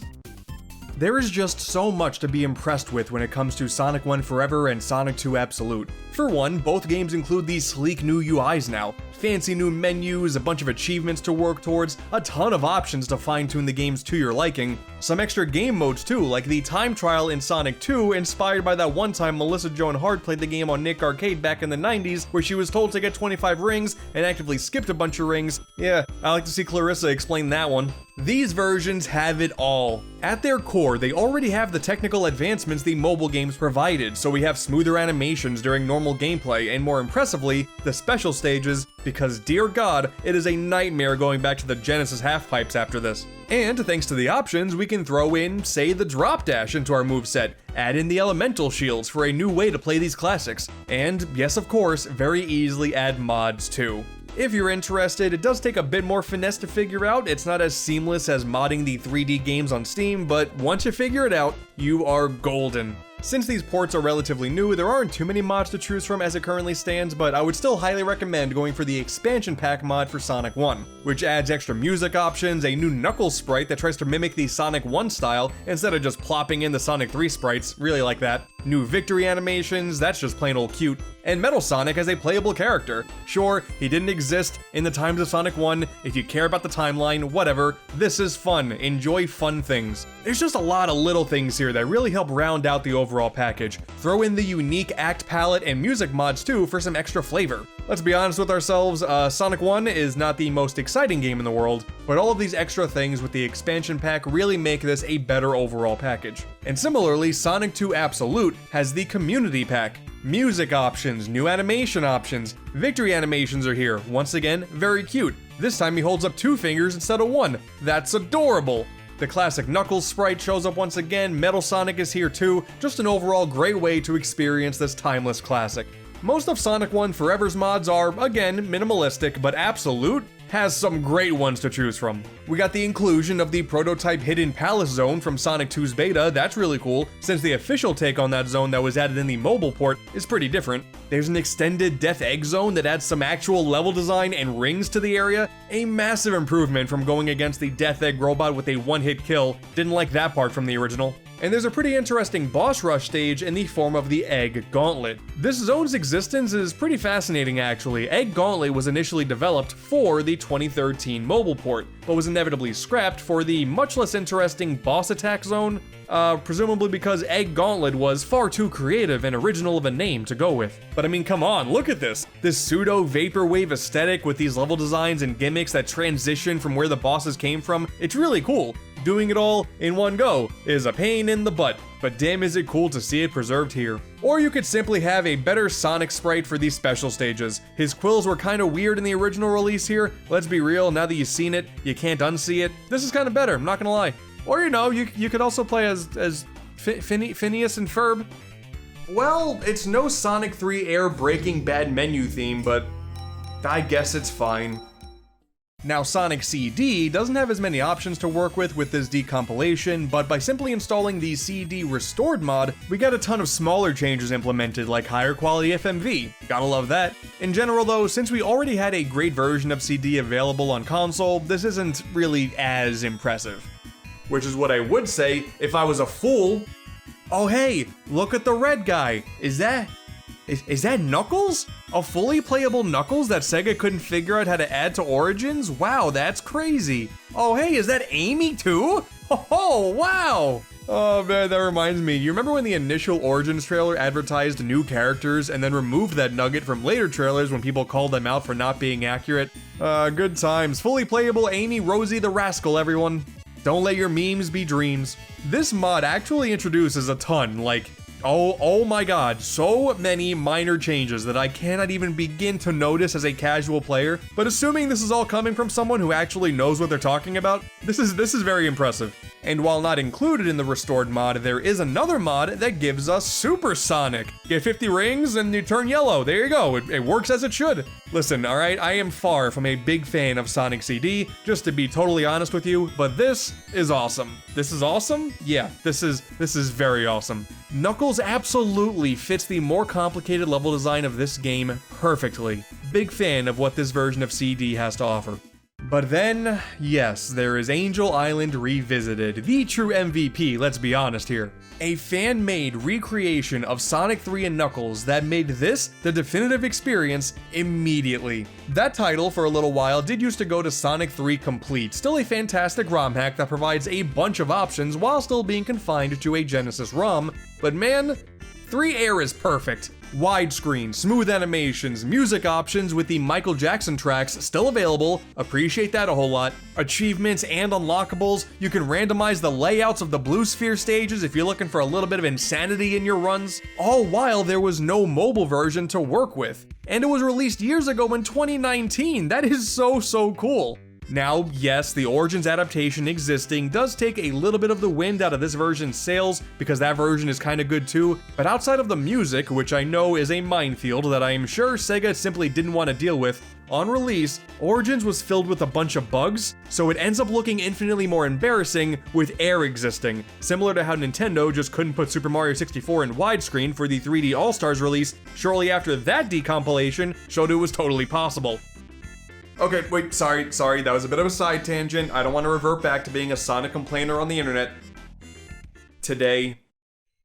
At its core, the Sonic 3 Air experience is pretty much flawless, but if you wanted to mod the game to, say, I don't know, make the level card say Hydrocity instead of Hydro City, you can do that and piss off everybody who disagrees with you. That'll be fun. Gotta say, I am a big interior of the blimp zone man myself. Rolls right off the tongue. Maybe you prefer the Origins music of the prototype music because you have weird musical taste. Well, thankfully, we have a mod that has you covered. You weirdo. Since this version of the game has been available for much longer, the custom characters are not hard to find. Amy with the workable hammer, check. Mighty with the ground pound, check. Ray with the swooping glides, check. Shadow with the boost. Sonic with the boost. Metal Sonic with his Metal Sonic ways. All fantastic ways to give this game a second, third, or in my case, like 200th playthrough. It's all of the little things that add to the overall experience, like these characters all having unique special stage sprites.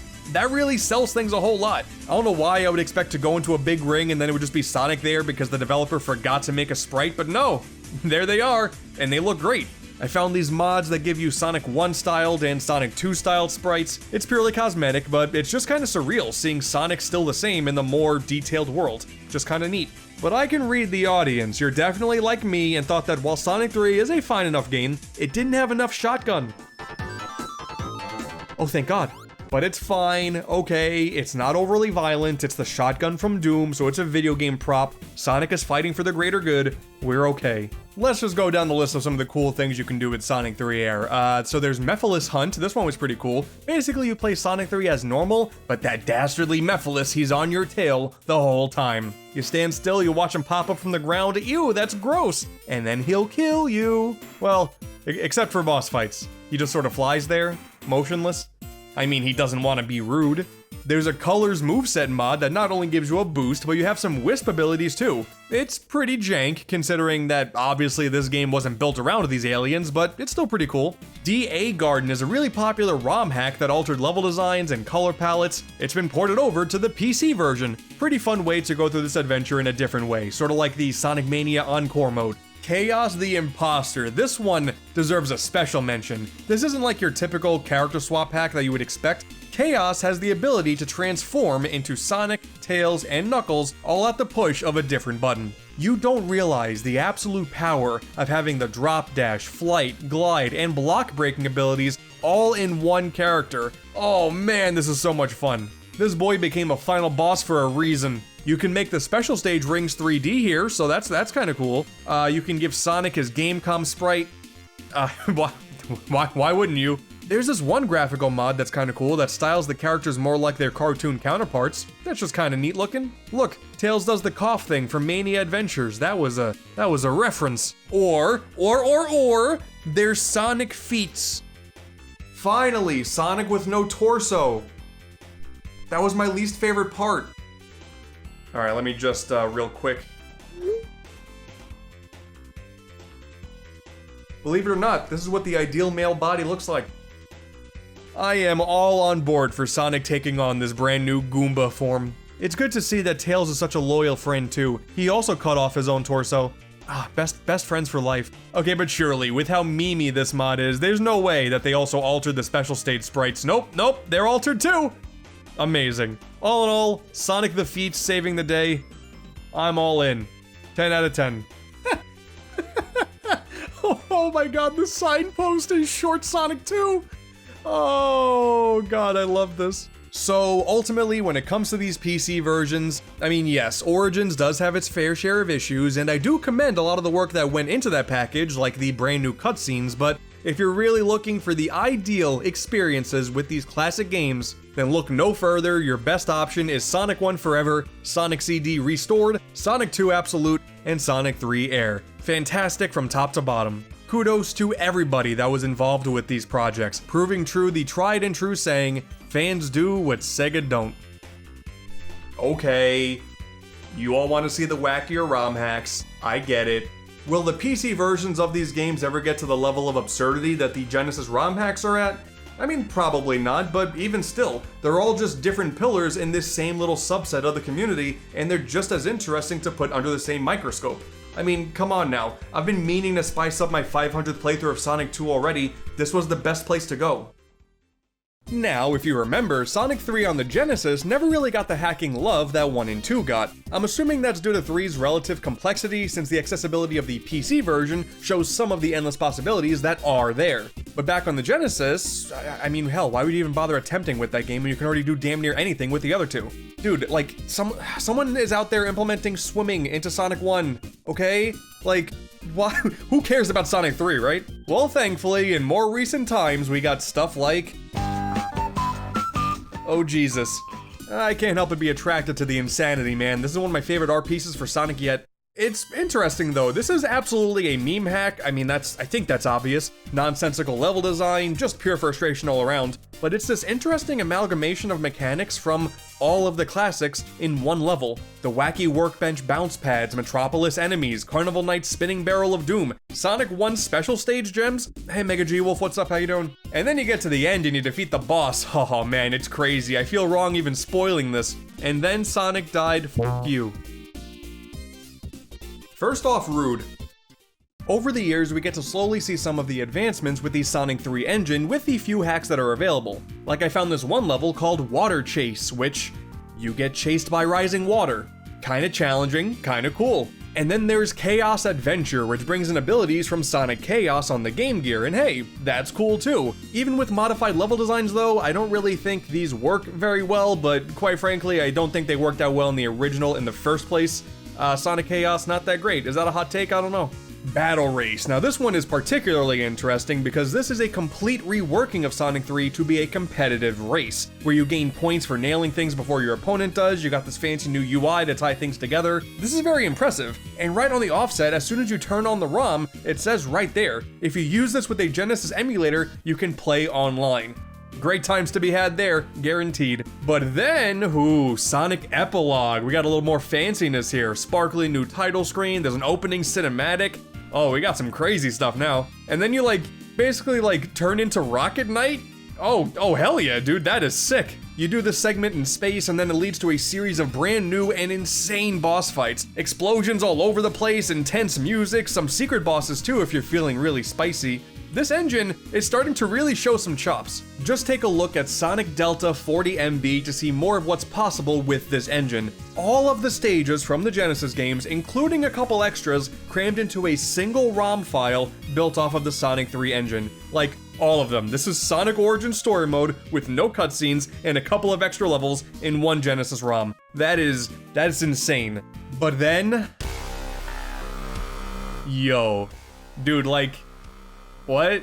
This is incredible. Hellfire Saga. What if Sonic was in hell, like where I've been for the past 10 years making all this content? I mean, yeah, to put it simply, it is basically Sonic running through all these classic spooky 16-bit games all at once. We have references from a bunch of them. You got some Ghosts and Goblins in here, some Castlevania, Mickey Mouse.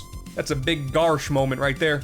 This is a full-fledged adventure with these large, elaborate level designs. The soundtrack is fantastic. You got a ton of songs ported from the same games. Great new sprites and animations for Sonic. Pentagrams all over the place, so don't show this to your family over Thanksgiving dinner. That will not go over very well. A lot of well-done gimmicks like these switches that reverse gravity. All of the bosses, like every single one of them, is an insane technical marvel. But hey, we're sticking truthful here. This is still Sonic 3. You got the Insta-Shield, Elemental Shields. Somehow, I have no idea how, but we took Sonic 3 and turned it into this. Amazing. And the crazy part, it's actually really fun. Like, it's far too common to have hacks that offer up a bunch of cool ideas and that look impressive, but don't really offer a super fulfilling experience with said ideas. That is not the case here at all. And this is a demo? Dude, like, aside from this annoying soft lock, I got very near the end of the game, which was like, I don't know, 45 minutes in. The thought that there's going to be more of this game is very exciting. We need more takes of Sonic running through hell and going up against Satan. We need to spice up the franchise. This is the way to do it. Sonic 3 completely bypassed the weird era of hacks that 1 and 2 got, and we quickly got an absolute banger, and we got a whole lot of bangers to come. I cannot wait to see what's in store next. Oh, God. Okay. Dr. Yundong? Is that how you say it? I don't even know if I care. Okay, sure. Let's see what we got here. It's the maniac! Okay, so on one hand, I gotta say, injecting a little bit of top-down exploration into my Sonic 3, cool stuff. You don't really see that all too often, so that's kind of admirable. I like that. But on the other hand, what in the name of all that is holy and unholy in this world is this, and who gave him a PhD to become a doctor? He shouldn't be licensed. Oh, okay, there we go. I found it. I found the side-scrolling stuff. He's even more disgusting in this form. And this jump cycle is gonna give me nightmares. He's too noodly. And he has a chomp move? I mean, I guess with a mouth like that, may as well. And he can crawl. Why does the bottom of the screen say lover? Oh no, it's the egg guy. Boom, just like that, we are the win. Lover went right. Now, unfortunately, the rest of the hack is currently unfinished. Or fortunately, I guess. I really don't know anymore. Look, fish in the snow.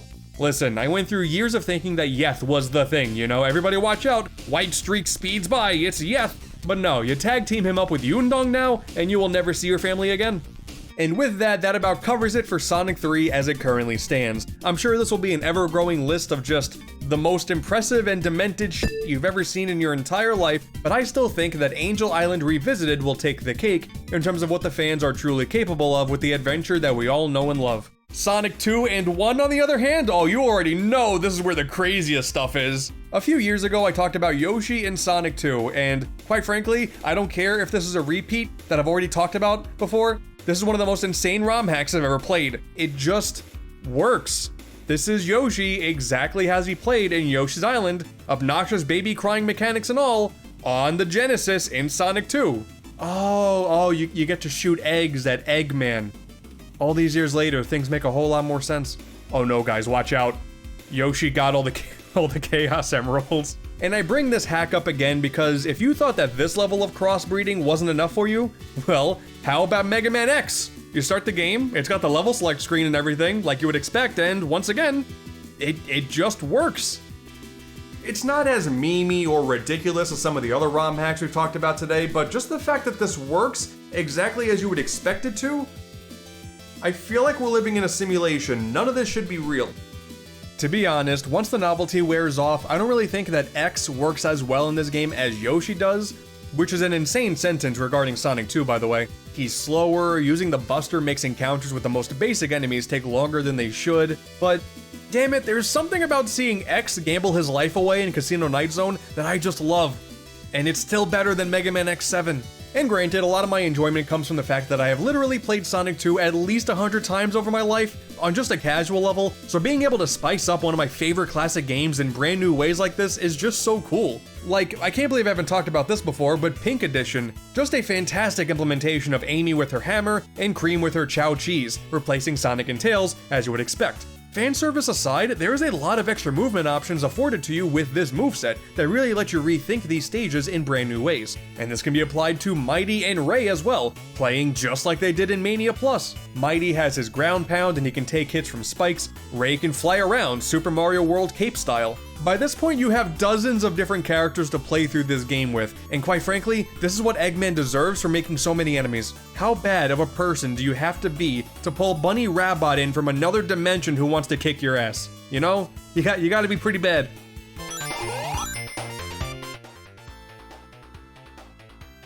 Oh, okay.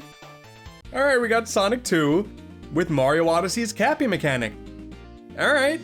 Sometimes you have a wild idea and nothing comes from it, but damn it, I'm able to blaze through Emerald Hill Zone as a buzz bomber, and that's kinda sick.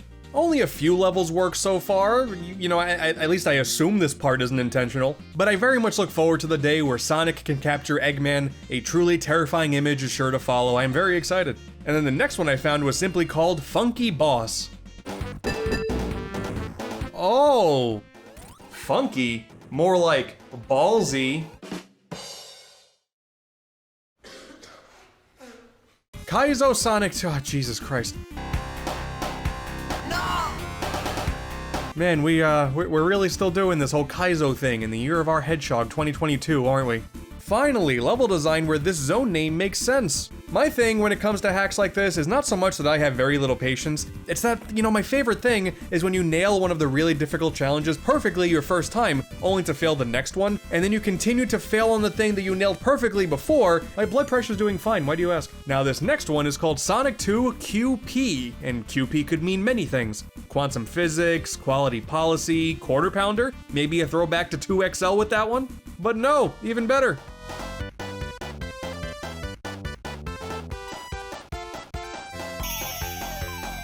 I did it. I beat the level with skill.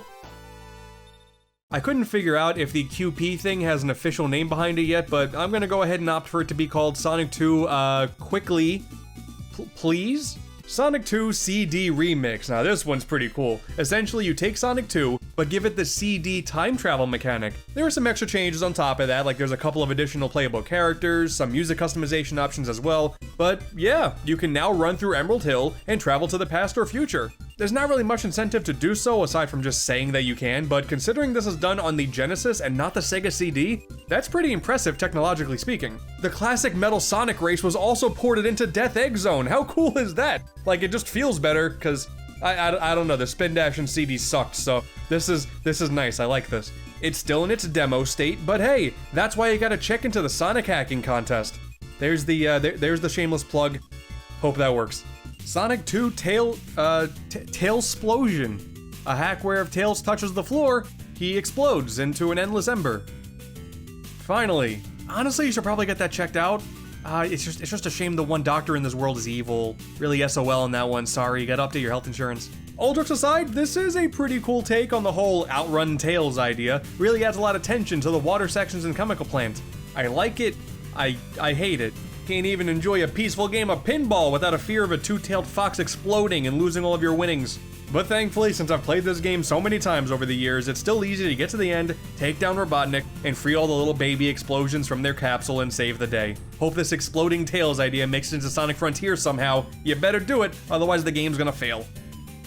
But for my money, there is no experience quite like Snulf.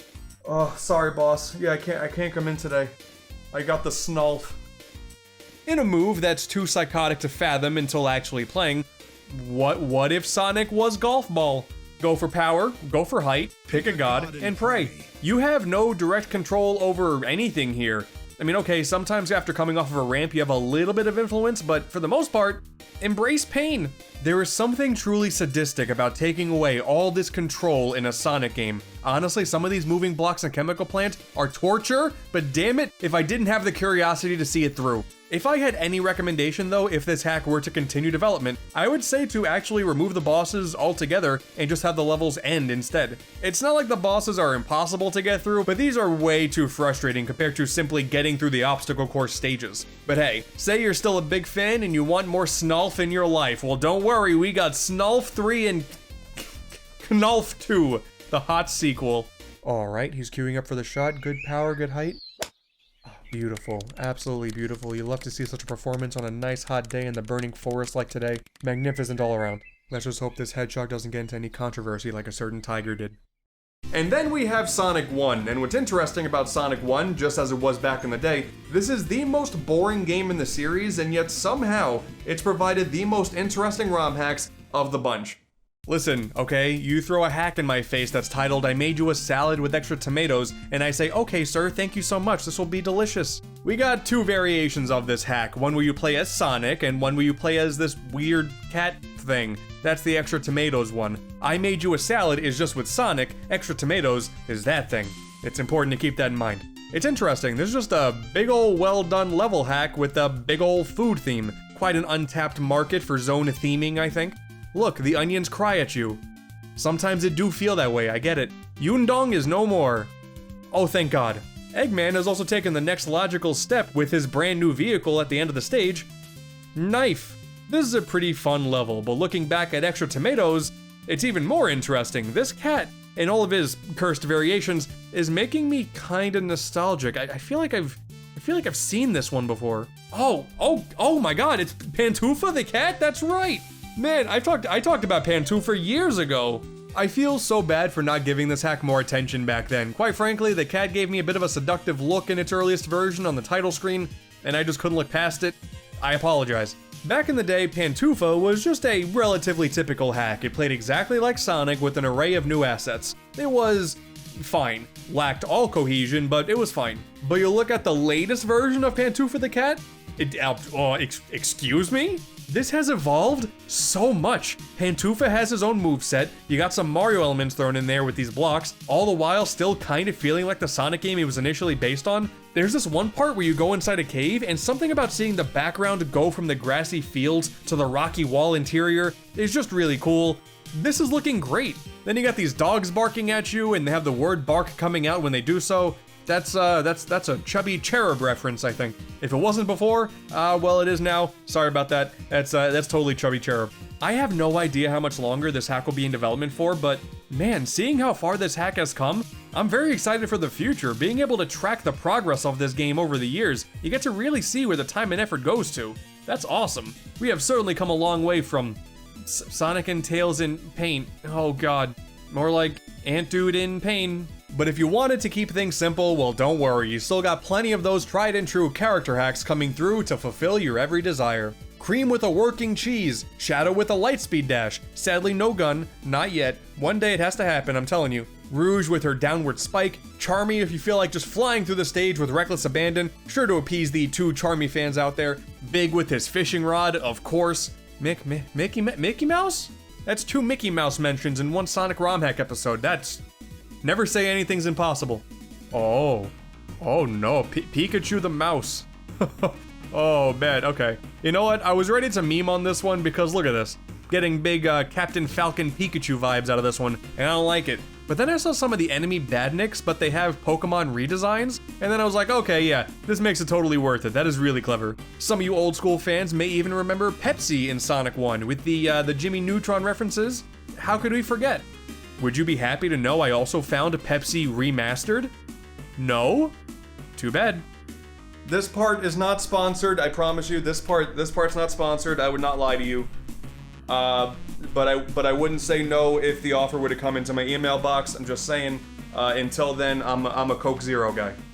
Over time, hacks for Sonic 1 are simply getting more interesting mechanically and especially conceptually. Black and White was a very interesting take where levels have been stripped of their color and most of the music on top of that, with only collecting rings being the thing that slowly brings life back to the land. It's like that one episode from Powerpuff Girls. That was the first thing that came to mind with the evil clown.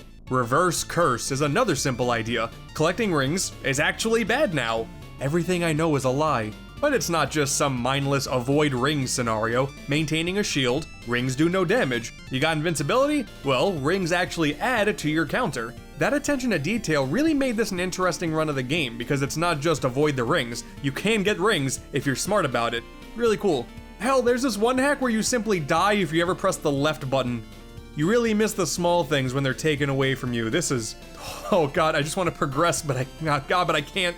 You can even die in the special stages if you press left. That's amazing. As far as what the potential of the future has in store for us, well, I think Definitive has a lot of potential. A fairly standard reimagining of Sonic 1 at this point, you know, kinda different level design, kinda different sprites, you know what to expect here. But I love the sprite work, the music has been tweaked as well, and Bridge Zone even makes an appearance. That's so cool. I just want a nice solid experience, and this game does that. Listen, Sonic 1 Master System was far from a great game, but I really enjoy seeing some elements from that game get some love. The Bridge Zone theme is so good, and it is a shame that it is restricted to the 8-bit game. And actually, on that topic, conversely, there's even a hack out there that's attempting to port the Genesis game over to the Master System instead of the other way around. This is so weird. I'm not really much of a fan of the 8-bit Sonic games, so seeing this, it's kind of making me feel strange. Both of these adventures shared totally different zones, so to see all of the Genesis stuff downscaled to older hardware is just really neat. But I think the hack that caught my eye and my imagination for the future the most is Sonic Debut. I am such a sucker for a video game's beta elements that are simply lost to time and the cuttingroomfloor.net. Debut isn't necessarily a sorta beta recreation, but it is a new set of levels based on a bunch of beta elements. Like Sonic doesn't spin jump, he collects coins instead of rings. That's cursed, but he does it here. Your health is attached to hearts instead of your your coin count. There's something just so alluring about the mysterious old prototype stuff that we found in Sonic 1 so far. So having anybody out there try to take what we do know and make something new out of it, nothing but respect. There are so many beta or prototype recreation attempts for these games out there, but this is the one I wanted to talk about the most because I was inevitably not going to be able to talk about every single hack. Do some research, you'll have a great time. There's a lot to play through. Or you can choose the side of chaos and just throttle the Genesis power to its limits with Tag Team Adventure. This is a hack where you control 4 characters at once and play through the game as a damn slideshow because the emulator can't handle it. Oh dear god, why? I love the ambition of seeing Sonic Classic Heroes where you had 3 Sonic characters in one stage. Oh, that was super cool. What if we added a 4th? God, I can't wait for the 5th character to show up. That's gonna be so exciting. Hey man, credit to the developer here. I get it. You found out you can do it, and by the grace of all that is holy, you pulled it off. But oh man, at what cost? If it wasn't obvious, I find there to be a lot of merit in seeing just how much you can squeeze out of the Genesis hardware while giving us something completely new and original. It is super cool that you can do that without resorting to the endless possibilities of the PC versions. I like that a whole lot, and that is no further exemplified than with these next few. Oh man, this is my new favorite. Sonic 1 Blastless Edition. That dastardly Robotnik has stolen all of the blast processing, and it's up to you to keep your rings in check to make it so you could actually see what you're doing, I guess. If you keep losing all of your rings and you keep taking damage. Literally 1984. Yep, that's him. That's Sonic. Playing through the game this way with the whole rings recovering blast mechanic is fine and dandy. I enjoy that, but the real joy is diving into the in-game menu and tinkering around with all of the different options on the fly. Yes, for one, it is very impressive that these things can just be flicked on in no time, but also, you know that this means I was gonna go ahead and make the crustiest Sonic 1 you ever did see in your life. Massive pixels, ridiculously slow screen scrolling. Give me only 5 colors, that's more than enough. Remove some of the sound channels too, we had too much of those in the original. Yep, man. Sonic 1 as you remembered it. I really love when you play Starlight Zone this way and the theme song just holds one note for far too long now. Beautiful, harmonic even. I don't know what's more cursed, honestly, how this looks and sounds, or the fact that I've played so much Sonic 1 in my life, I can still beat the game just fine. I don't know what's worse. I could play through Sonic 1 like this, that's a problem. I can now see why Sega touted blast processing so much back in the day. Clearly it was needed. No way this would have ever competed against Mario otherwise. Hell, Sonic wouldn't even be able to take out Pitfall Harry at this rate. But you know what, man, there's something missing. There's something additional that we need to take away from Sonic to really achieve true greatness. This entire time we've been playing these games with controllers. There just has to be a better way.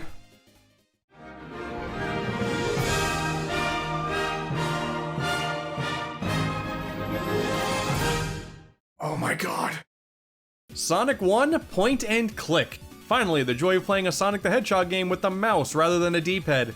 It's like Kirby Canvas Curse, I guess? You still use the Waseda keys to actually move, but everything else controlled with a mouse. Mess with the enemies, carry item boxes, if you click a spring, the cursor flies away. That's hilarious. It's a really unique way to go through this adventure, but you know what? I say we still have to find a way to get the light gun to work next. That would really be something. Until then though, the MVP award goes to Sonic 2 Mouse Edition instead. This gets the stupid keyboard out of the way too. Now you also have to scroll the mouse to move Sonic. The way God intended. Thanks to the magical technology we have been afforded, we can use a mouse to control a hedgehog who was initially conceptualized to be a rabbit, and the main villain is an egg. I love video games. So, in conclusion, Sonic the Hedgehog,